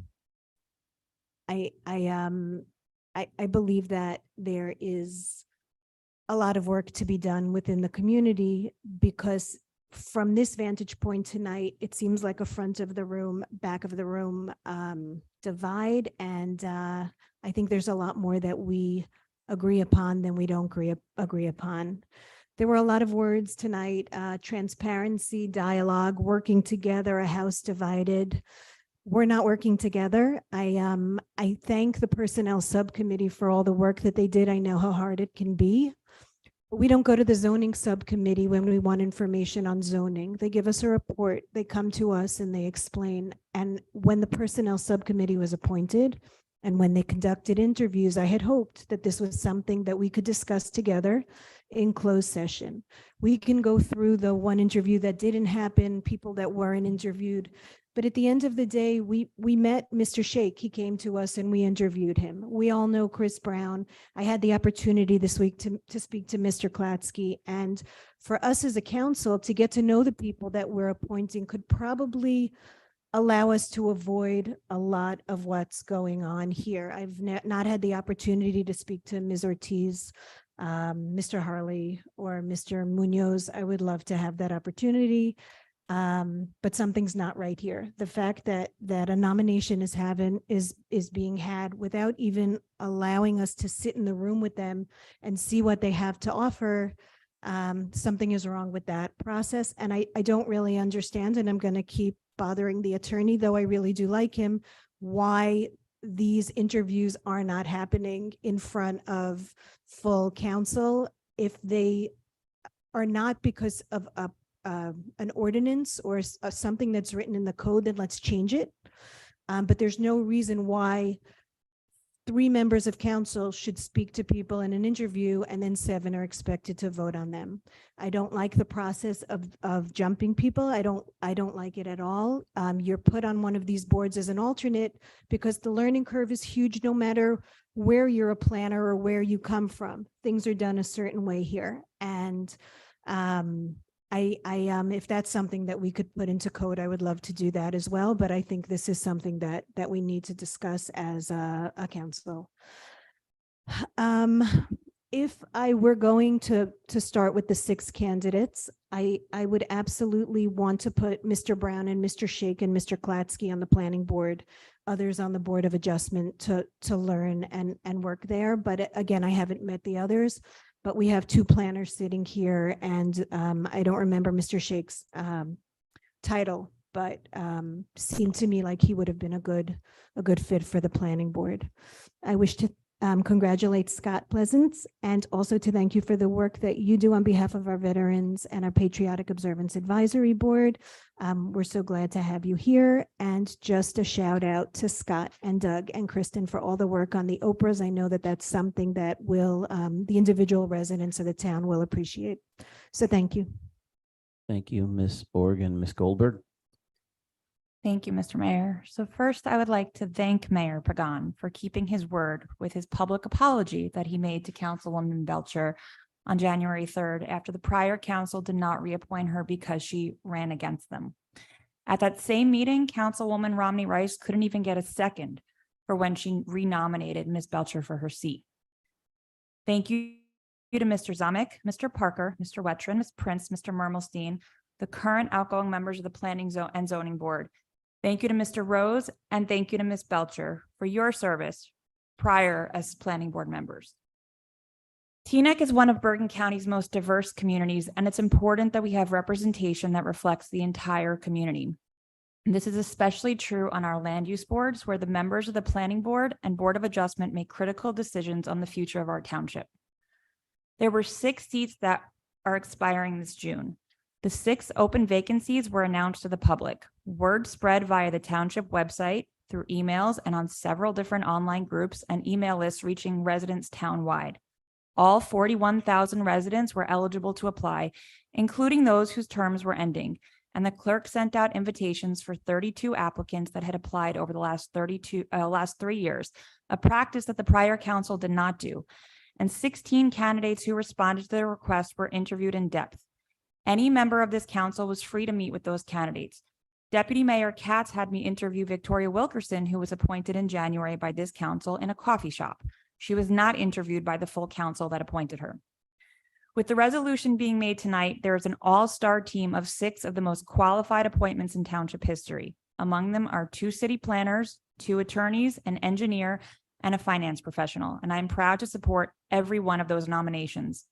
The makeup of the new planning board will have 4 Jewish men, 4 Black men, 1 Black woman, and a Latina. And the Board of Adjustment will include 5 Jewish men, 2 Muslim men, 2 African American women, 1 white male, 1 Black male. A beautiful representation of our diversity and qualified appointees. Every resident, every voter, no matter who they voted for, deserves a seat at every table, and different voices, whether in support or opposition, must be heard. That is what we fought for on January 3rd and will continue to fight for every day. Every resident needs to see that they and their neighbors have a seat at the table. And starting July 1st, we will have the most diverse, the most qualified, and the most representative land use boards in Teaneck history. Thank you, Ms. Goldberg. Mr. Katz? First, I'd like to congratulate Scott on the well-deserved position, and also thank you very much for all your hard work for the veterans. I have to tell you, I wasn't sure what I was going to say tonight. Still probably am not sure, so I'll just let it roll. I'm a little sad, to be honest with you. You know, the reality is that we all live in this town, and you know, the town is becoming more divided, and I want to be part of the solution. I recognized certainly that over the years, you know, I can't always get it right, and I'm sure there have been missteps that were made. I think some of the main issues tonight was that it's clear that there were missteps, and we were just asking for some more transparency, some interviews. My original comment about the working together and compromise, I think leadership actually does start up here. I think one of the big issues is that there is no real trust amongst this council between us. There's only a few council members that have made real attempts to work together. And I applaud and thank those council members. But I think if we're going to be leaders in the community, we all have to try to work a little harder together and build that trust. And I think that will start resonating in the community. You know, as far as the people that were nominated, you know, I've always tried to make it a policy, and I'm sure the people that have the statistics will tell you, to not sit here and attack volunteers. I really appreciate the volunteers in this town. So I'm not going to vote against the volunteers. I may abstain, but I do believe that specifically, as I mentioned earlier, the fact that we have this litigation going on with the Board of Adjustment, and the fact that these three have taken a personal hit, there's no better way to say it, by being sued personally.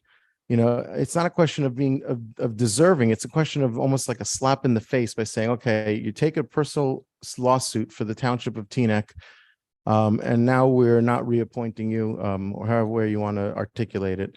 And also, I'm concerned about, you know, the repercussions that this will have or could have to the taxpayers and this suit. Granted, nobody has a crystal ball. We hope for the best. But that was certainly a good reason to reappoint the Board of Adjustment members. But going back to my initial point, it's obvious that they're not going to have the support based on hearing the comments tonight. Like I said, I'm not going to vote against the people that were nominated. I know a few of them. Some of the ones that I know, spectacular, are good choices, very good choices. And I just hope that we can learn from this. And as I think the last speaker mentioned about the optics, and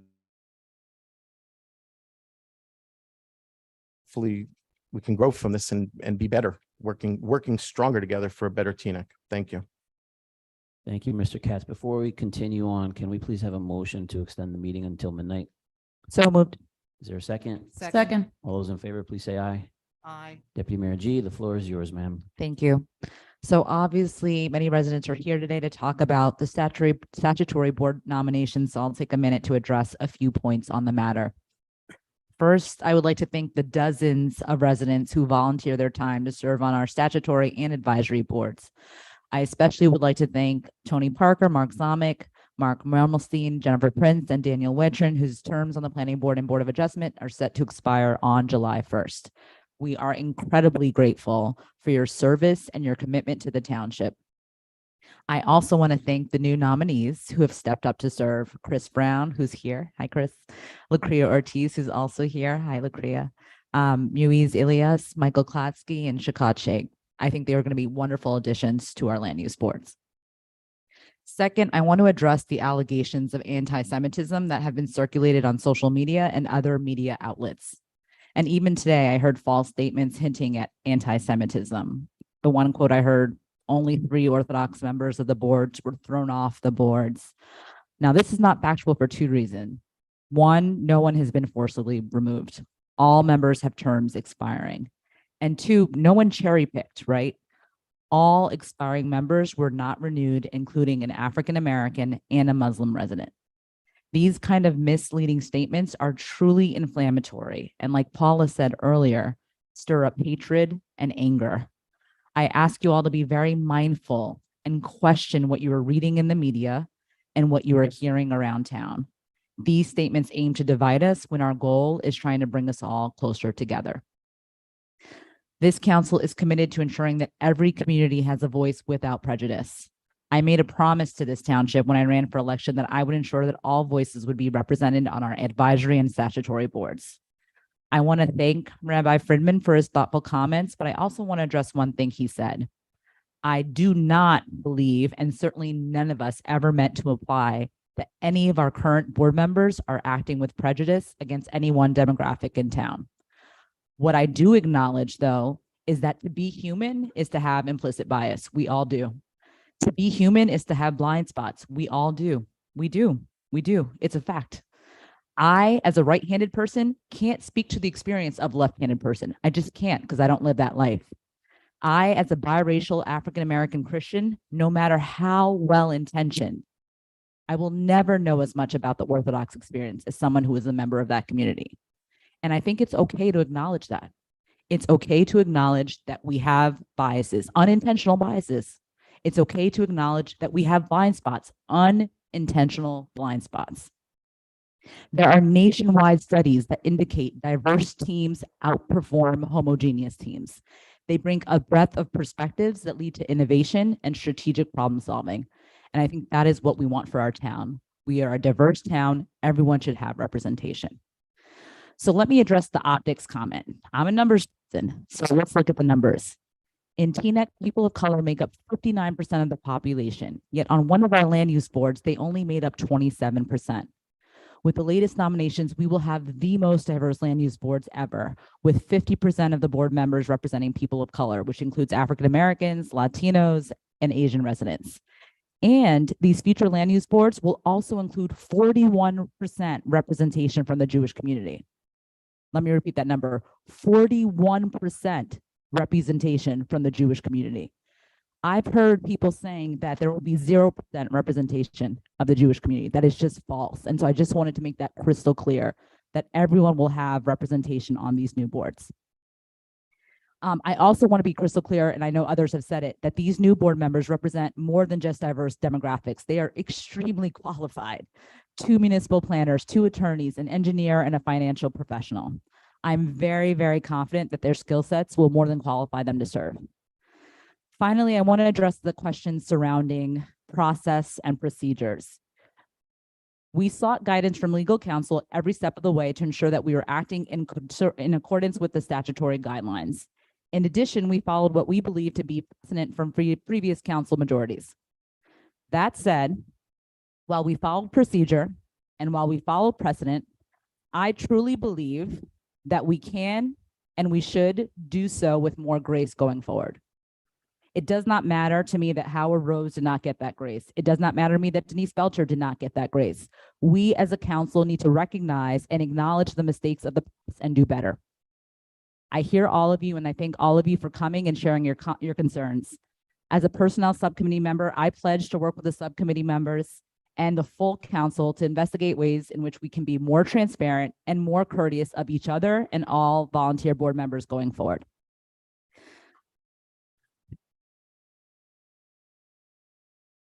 Thank you. Finally, 2 more things. Big congratulations to Scott Pleasance. I could not think of a person more deserving and more accomplished to be our first poet laureate. So thank you for stepping up. And finally, I hope all of you will join us to celebrate Independence Day on the 4th of July at our annual 4th of July parade. I will be there with my family and I hope to see you all there too. Thank you. Thank you, Deputy Mayor G. First and foremost, thank you to all of our residents for coming out tonight and participating. When it comes to our 2 land use boards, the fact is that this was more of a transparent process for the public than we have ever done before in Teaneck. Previously, the township never sent out public notices before for land use boards to encourage applications. We would for advisory boards, but not for statutory boards like planning and zoning. Mr. Roussillon sent out notices to absolutely everyone who has applied in the last 2 years, including Mr. Kaplan, and we received 16 requests for interviews. In previous years, the council would interview exactly as many people as there were spots open because we didn't advertise it. So the council members would get whoever they wanted to fill the seats to apply and nobody else. And they would only do interviews for some, not all, new members and not anybody who was being renewed for another term. And that's not transparency. It was easy for them to interview the 2 people who applied in closed session and spend 10 minutes on the whole thing because they knew what they were going to do before they even got into the room to interview these folks. It's just not practical to interview 16 or more people in closed session with all the council members. Every member of the council here had plenty of knowledge about who was going to be nominated and had opportunities to interview them. Deputy Mayor G made her nominations public at the last meeting, and Mr. Salmon specifically advised everyone here at this meeting that they could nominate whoever else they wanted. Nobody did, and that was their choice. Any member of council could have interviewed or spoken with any of the nominees at any point in the last 2 weeks. They could have asked for their resumes, and there are several council members who have been here long enough to know exactly how this works. They knew they were entitled to do that, but they chose not to do it so they could try to score some political points. Instead of them demanding answers about process and procedure, they should be asked to answer why they didn't make any nominations of their own until tonight and why they chose not to interview any of the nominees. But with that said, I do want to thank everyone who served and everyone who did apply. Mr. Manager, it's getting late. Do you want to say, because I know a couple of residents asked about a couple of different things. Sure, just quickly about CSX. Again, there's no one in this room that's more serious about public safety than myself. For those that don't know, there are 11 municipalities that run along the river line, Teaneck being one of them. Richfield Park, Richfield, Pagoda, Dumont, Closter, Norwood, Northville, Bergenfield, Harrington Park, and Haworth are not taking the initiatives that Teaneck is taking. Not one of these municipalities has come forward to put together a meeting. And yes, I do have a meeting set up on July 10th to meet with the mayors of these municipalities and their OEM representatives and the CSX officials. As everyone here in the room knows how difficult it is to get anyone from CSX to agree to a meeting, but we were able to do it. It'll be on our home turf, but this is a meeting just for the mayors and OEM officials from those 11 municipalities. I will report back to council publicly on the results of that meeting and hopefully provide the information to council that the public needs to hear about CSX safety. Thank you, Mr. Manager. Mr. Attorney, did you want to say anything? Yeah, yes, I do. Thank you. So I want to respond to some allegations or implications that the township has not complied with the applicable rules concerning nominations, statutory boards, as well as some questions about that process that were raised tonight.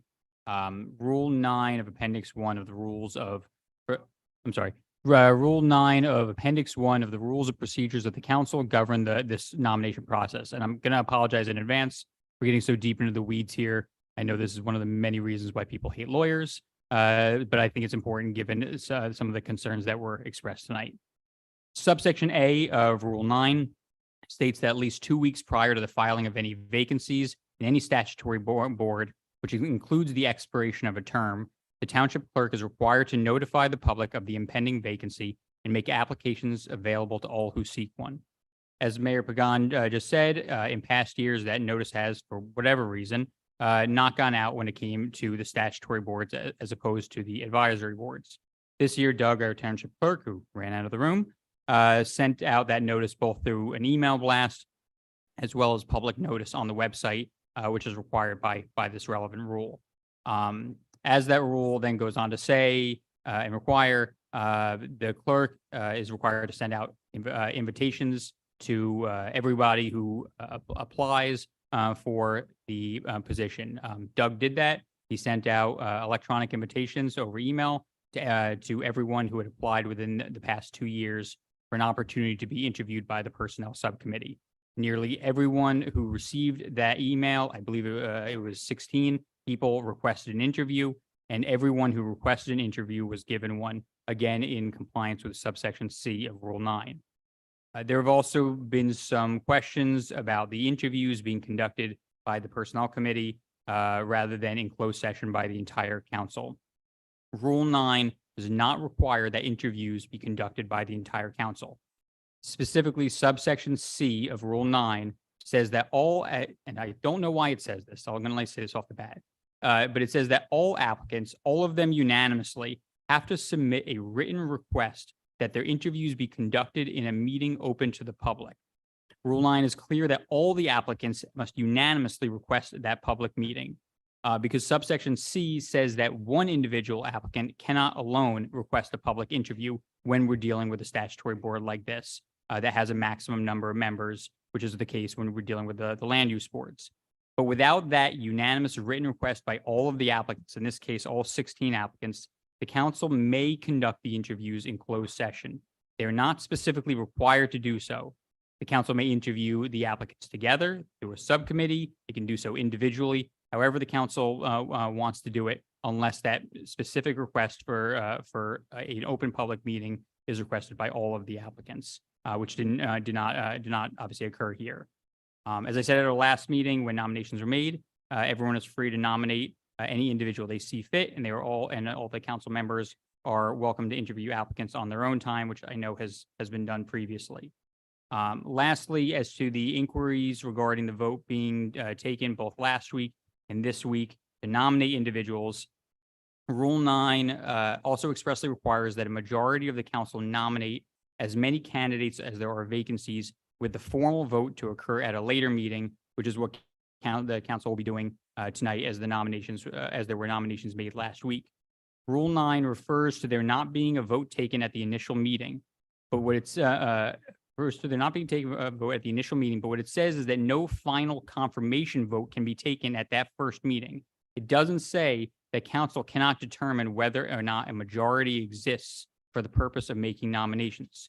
Without that initial consensus taken through a recorded vote, which is what we did last week, and again at the beginning of this meeting, there's a credible argument can be made that the council would be violating the Open Public Meetings Act. And so that's why we require that recorded vote for purposes of just simply determining whether or not there is a majority necessary to advance the nominations. Again, that was that vote last week, and the one at the beginning of this meeting were not final votes on the nominees. They were just for purposes of determining whether there was a majority or not to advance the nominations. The language of this rule is complex. It is dense. It should almost certainly be written so it is none of those things. But I say all this, and I want to give you all this context and additional background to make it clear that the rules and procedures, whether we like them or not, whether we think they should be rewritten or not, they are being followed here. And I think everyone should take some level of comfort in that. So that's all I have, Mayor. Thank you, Mr. Salmon. The next order of business is resolutions outside consent agenda. Mr. Clerk, do you read that into the record? Absolutely, yes. We have a resolution already listed there for you, council, which had some changes from our legal department today that I unfortunately was unable to get to the agenda. So to just assure that there are no discrepancies, I'm going to reread the most recent document into the record. Please bear with me.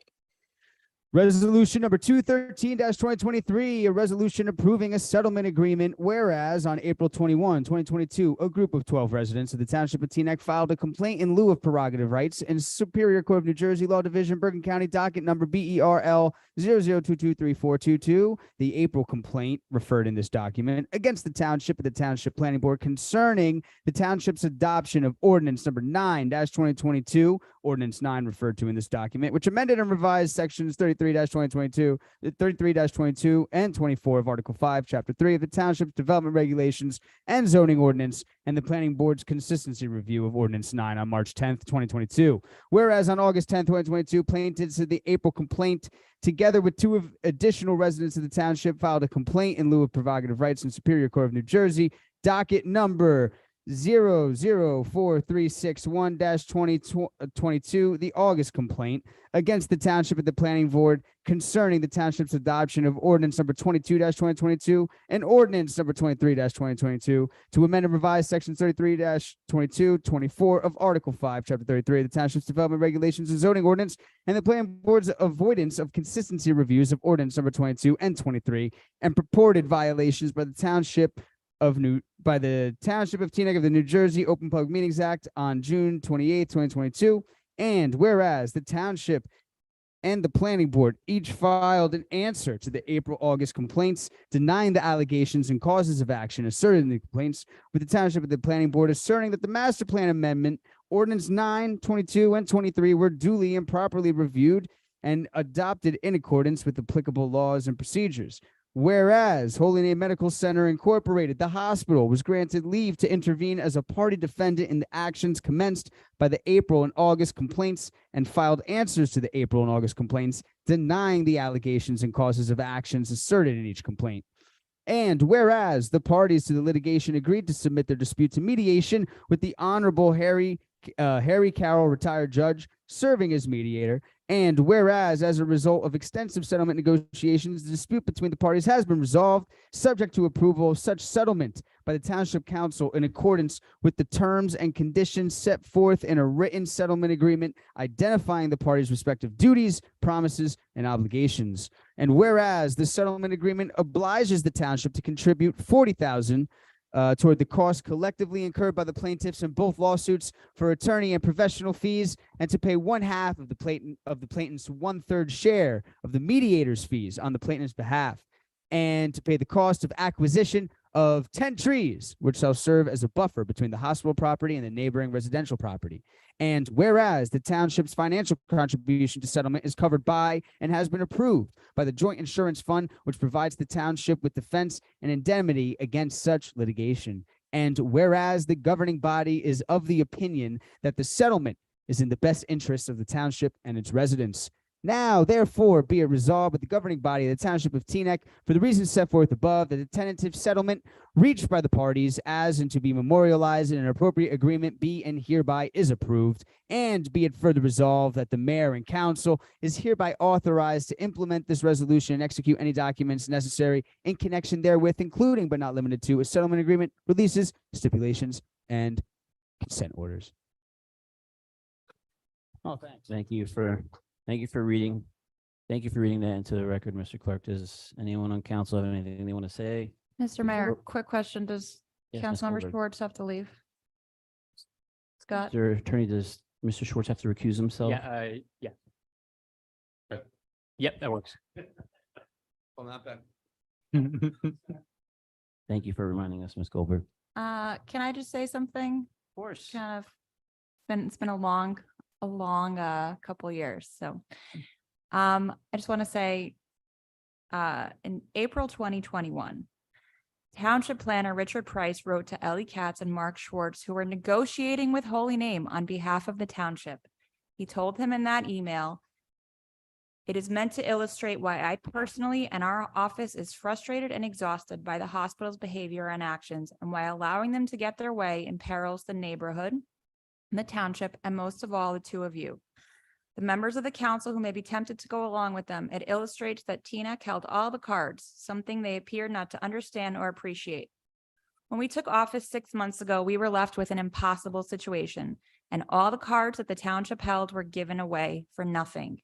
And I personally have been frustrated and exhausted by the behavior and actions surrounding this lawsuit, and I was not going to allow anyone to just get their way and imperil the neighborhood or the township for anyone on this dais. A month ago, we were stuck. And after our new township attorney, Scott Salmon, took office, we finally had another chance to undo the damage and serve the best interests of all involved. And tonight, we're finally protecting the residents while allowing the hospital to expand. Everything we said since day one. So I want to thank our legal counsel, Ms. Gillen and Mr. Salmon, for their incredibly hard work and sleepless nights in getting this done. Tonight, we vote on a deal that is neither option A or option B. Rather, through many long phone calls and long meetings, the parties have been able to come together finally and mutually agree on option C, a plan that everyone involved, the neighbors, the hospital, the council, and the residents all support, that includes real protections for the neighbors who had been sold out and thrown under the bus. It happened to them, and we'll make sure it won't happen to anyone else. Thank you. Thank you, Ms. Goldberg. Anyone else on council? Ms. Organ? No. If not, then I make a motion to approve the settlement. I second. Clerk, please call the roll. Councilwoman Belcher, Yes. Councilwoman Goldberg, Councilwoman Organ, Yes. Deputy Mayor Katz, Deputy Mayor G, Yes. Mayor Began. Yes.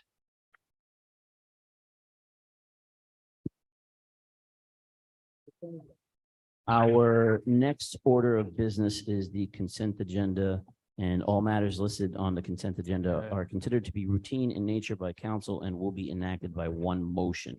There will be no separate discussion of these items. If any discussion is desired by council, that particular item will be removed from the consent agenda and will be considered separately. Mr. Clerk, I think we have to remove the Mocha Blue resolution, right? And I have the language if you would like me to read it to you.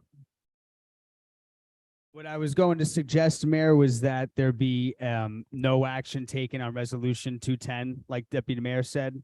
And also for Mocha Blue, if you'd like, instead of pulling it from the consent agenda, I could just read it now into the record for your consideration. That cool? Mr. Clerk, Mr. Attorney, you guys okay with that?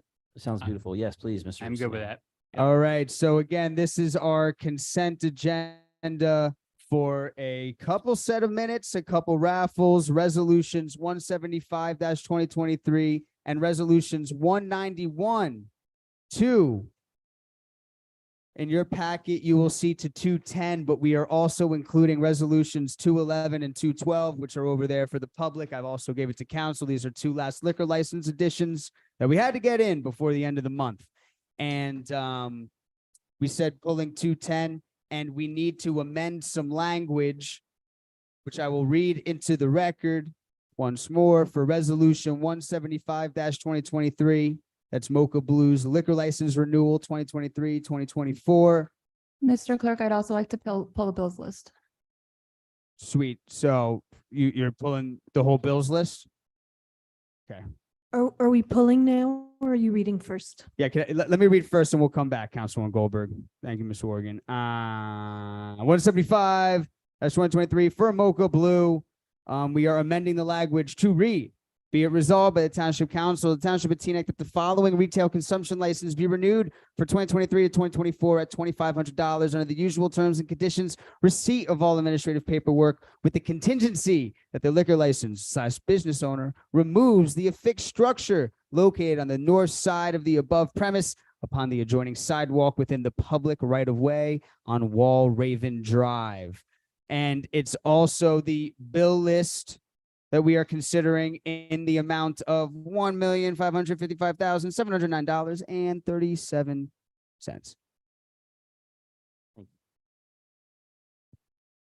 We're good on my end. I make a motion to approve. Can I pull Of course, please. 205?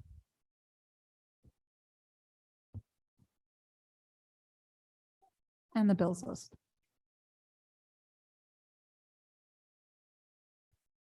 Motion to approve everything else, Doug. Actually, can I pull 206 as well?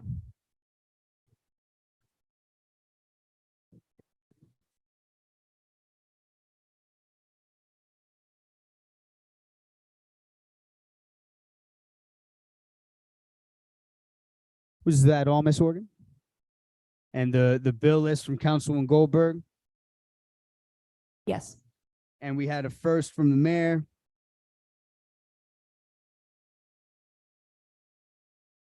Mike's off. Councilman Schwartz, Yes, and yes, on the bill list, I didn't see anything for the Jewish link. Councilwoman Belcher, Yes to all. Councilwoman Goldberg, Yes. Councilwoman Oregon, Yes. Deputy Mayor Katz. We're not doing the bill list now, right? We are not. It was pulled. Okay, good. I just want to make sure. Yes, with an abstention on 197, 198, and 208. 197, 198, and 208. 197, 198, and 208. Deputy Mayor G. Yes to all. Mayor Began. Yes. All adopted. We are talking about pulled things now. Yeah, can you please refresh our memory? The first one, The first one was 205 from Councilwoman Oregon. floor is yours, ma'am. Thank you. So in the spirit of bringing us all closer together and acting with grace and transparency and giving us the opportunity to actually invite the nominees to meet us at a meeting, I'd like to make a motion to table 205 until the next meeting. I'll second second. that. I'm sorry, I was a little distracted by Deputy Mayor who asked me a question. Can you please repeat what your request was, your motion To table. to table 205? All right, there's a first and a second, so please call the roll. Councilman Schwartz. Yes. Councilwoman Belcher. No. Councilwoman Goldberg. No. Councilwoman Oregon. Yes. Deputy Mayor Katz. Deputy Mayor G. No. Mayor Began. No. Motion What was dies. second, Doug? The second resolution that we 206, naming the first poet laureate. That was pulled by you, correct? Yeah. Floor is yours, ma'am. So again, I think Scott is the perfect person to bring us into this endeavor, but going forward. Oh. It's okay. Are you done? I take full responsibility. I I'm just, talking to both of you. Just yeah, let me know. when I to go. take full blame. Don't blame the mayor on this one. It's my fault. Just going forward, if we could figure out a way to publicize or have people apply or send in poetry, this could be something big. So we should open it up to the community, something we could work on going forward for the next poet laureate. Mr. Mayor, I actually was thinking that perhaps we could think about, creatively how we could tie this to some type of arts and culture or literary event that perhaps maybe we want to get the library even involved with. Yeah, I would love that. And actually, Mr. Pleasance actually recommended that. So, Miss Oregon, you pulled it. We can put it back in now. I just wanted to speak Okay, on it. So should we request? I know you can't. we're request gonna vote separately on 205 and 206. But just in the pattern that we're moving this evening, what do we want to talk about with the bill list? And oops, sorry. For me I wanted to ask, so the Cadam Restaurant Supply. So there's $4,500 for decanters and spoons and hot water things. Do you have a For bill the- number, Yeah, Council? for I-355-8919. On page 11. Yeah, the bottom. So all of this is for expenses related to the Voti Fieldhouse. And it's using most money. And I'm questioning how buying decanters and glasses and a countertop oven for $2,000 is recreation expenses that we can use out of most. So should it be used out of most or should it be someplace else in the budget? I don't know if Dean can answer that or. I sure can. So again, this is an item that qualifies under most. It was not a budgeted item. The recreation superintendent came to me. They needed these items so that they could support the youth groups to raise money for their children. And that's the reason why we purchased them. So the kitchens are operational. We have 2 kitchens that we want operational and we want the kids, the youth groups to use it. So that's the answer. But can the sports organizations help contribute? I mean, it's. If council wants sports organizations to buy their own utensils, I'll leave that up to you. I don't know what anyone Wait, thinks. That's actually, this is for the, sorry, I apologize. This is for the kitchens in the sports. I'm trying not to say a certain word. I'm sorry. Why don't we have, do we have a policy sheet in terms of who's using it? Not, maybe we set up a meeting with the PPREB to meet with all the leagues and see who's using it, who's cleaning it. I don't want to hear like the kitchen broken. We spent a lot of money in the kitchen because someone didn't clean it. Can we have charge PPRB with this? Sure, I can certainly set that up with the chairman and make sure that happens with the different groups and we can discuss that at the next meeting. And I'll be there for that one too. Okay, so that's like football and soccer Soccer. and baseball and Any of the groups that use that facility. yeah, they're gonna have a key to, I mean, I guess it's all about the policy. Sorry, we spent a lot of time years ago focusing on this. We kind of walked away from the kitchens during COVID, so I'd really like to get it done right. I Well, think. to that point, I think that maybe you want to evaluate the process. Yeah. To see what we're doing, and maybe a better way is to see who's taking responsibility. Maybe there's some type of deposit that they get back, or they replenish the supplies that they use, or Yeah, we have whatever. an Yeah. application process that's through the Recreation Department. We don't purchase their food, they purchase their food. We just supply the equipment. They're responsible for cleaning up when it's done. So there is a process in place. I'll forward counsel that application to tomorrow morning. Anyone Don't- else, Ms. Organ? Don't we have to pay for it now?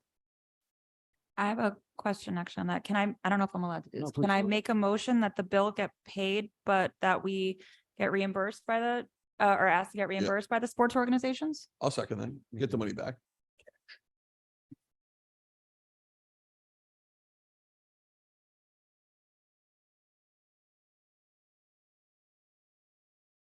Yeah, I did.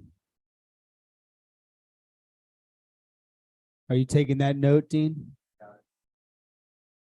From first from Councilman Goldberg, a second from Councilman Schwartz. Councilman Schwartz, Yes.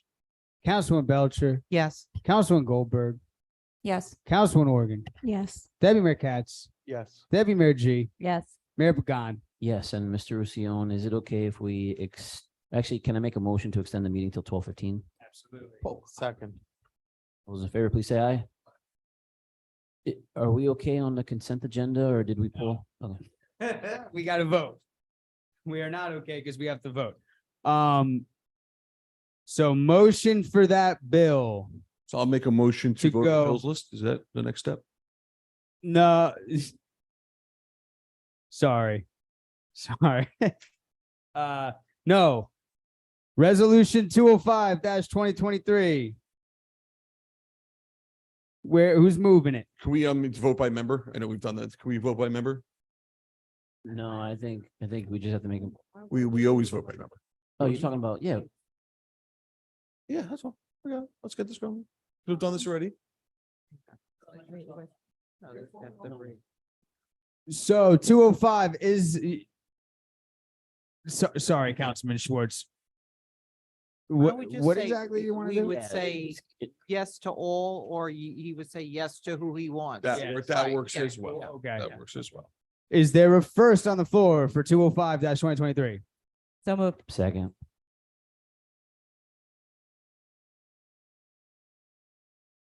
Councilman Schwartz, Yes, I'm gonna get writing this on. I mean, yes to Ms. Belcher, yes to Ms. Ortiz, yes to Mr. Brown, abstain on Mr. Harley. I have not met with him. Yes to Mr. Shaik, yes to Mr. Klatsky, and abstain on Mr. Ilias. I have yet to meet him. Thank you. And good luck to everybody.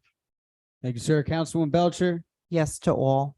Councilman Goldberg, Yes to all. Councilman Organ, Yes to Councilwoman Belcher, Chris Brown, Mr. Shake, and Mr. Klatsky. Abstain on the others. Deputy Mayor Katz, Yes to all. Deputy Mayor G, Yes to all. Mayor Pagan. Yes to all. Okay, resolution 206, Poet Laureate. Is there a first? Motion Yes. approved. Motion. Motion to approve. Second. Councilman Schwartz, Councilwoman Belcher. Yes. Councilman Goldberg, Yes. Councilman Organ, Absolutely. Deputy Mayor Katz. Yep. Deputy Mayor G. Yes. And Mayor Pagan. Yes. Congratulations, Mr. Pleasance. Thank you.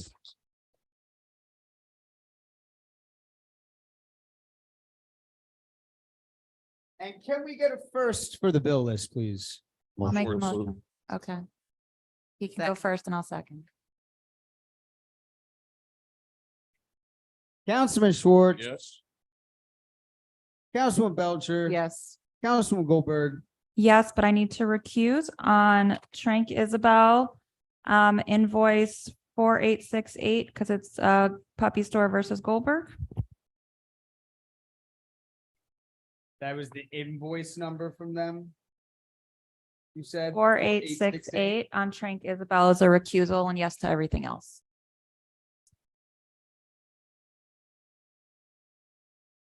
Councilwoman Morgan, Yes. Deputy Mayor Katz, Abstention on the bill list. Deputy Mayor G. Yes. Mayor Began. Yes. Bill list adapt. I'll vote for it also. Are we good with the consent agenda, Mr. Seal? Yes. All right, our next order of business is our introduction of ordinances. Mr. Clerk, please read the title of the ordinance into the record. Yes, Mayor, with pleasure. We have ordinance number 29-2023, a bond ordinance providing for the acquisition of a fire ladder truck for the fire department of the township of Teaneck in the county of Bergen, state of New Jersey, appropriating $1,800,000, therefore, and authorizing the issuance of $1,714,200 of bonds or notes to the township to finance part of the cost thereof. Motion. Oop. I'll second to her motion. Councilman Schwartz. Yes. Councilwoman Belcher. Yes. Councilwoman Goldberg. Yes. Councilwoman Oregon. Yes. Deputy Mayor Katz. No. Deputy Mayor G. Yes. Mayor Began. Yes. Make a motion to adjourn. Second, all those in favor, please say aye. Aye. Thank you, everyone, for joining us tonight. We hope you have a good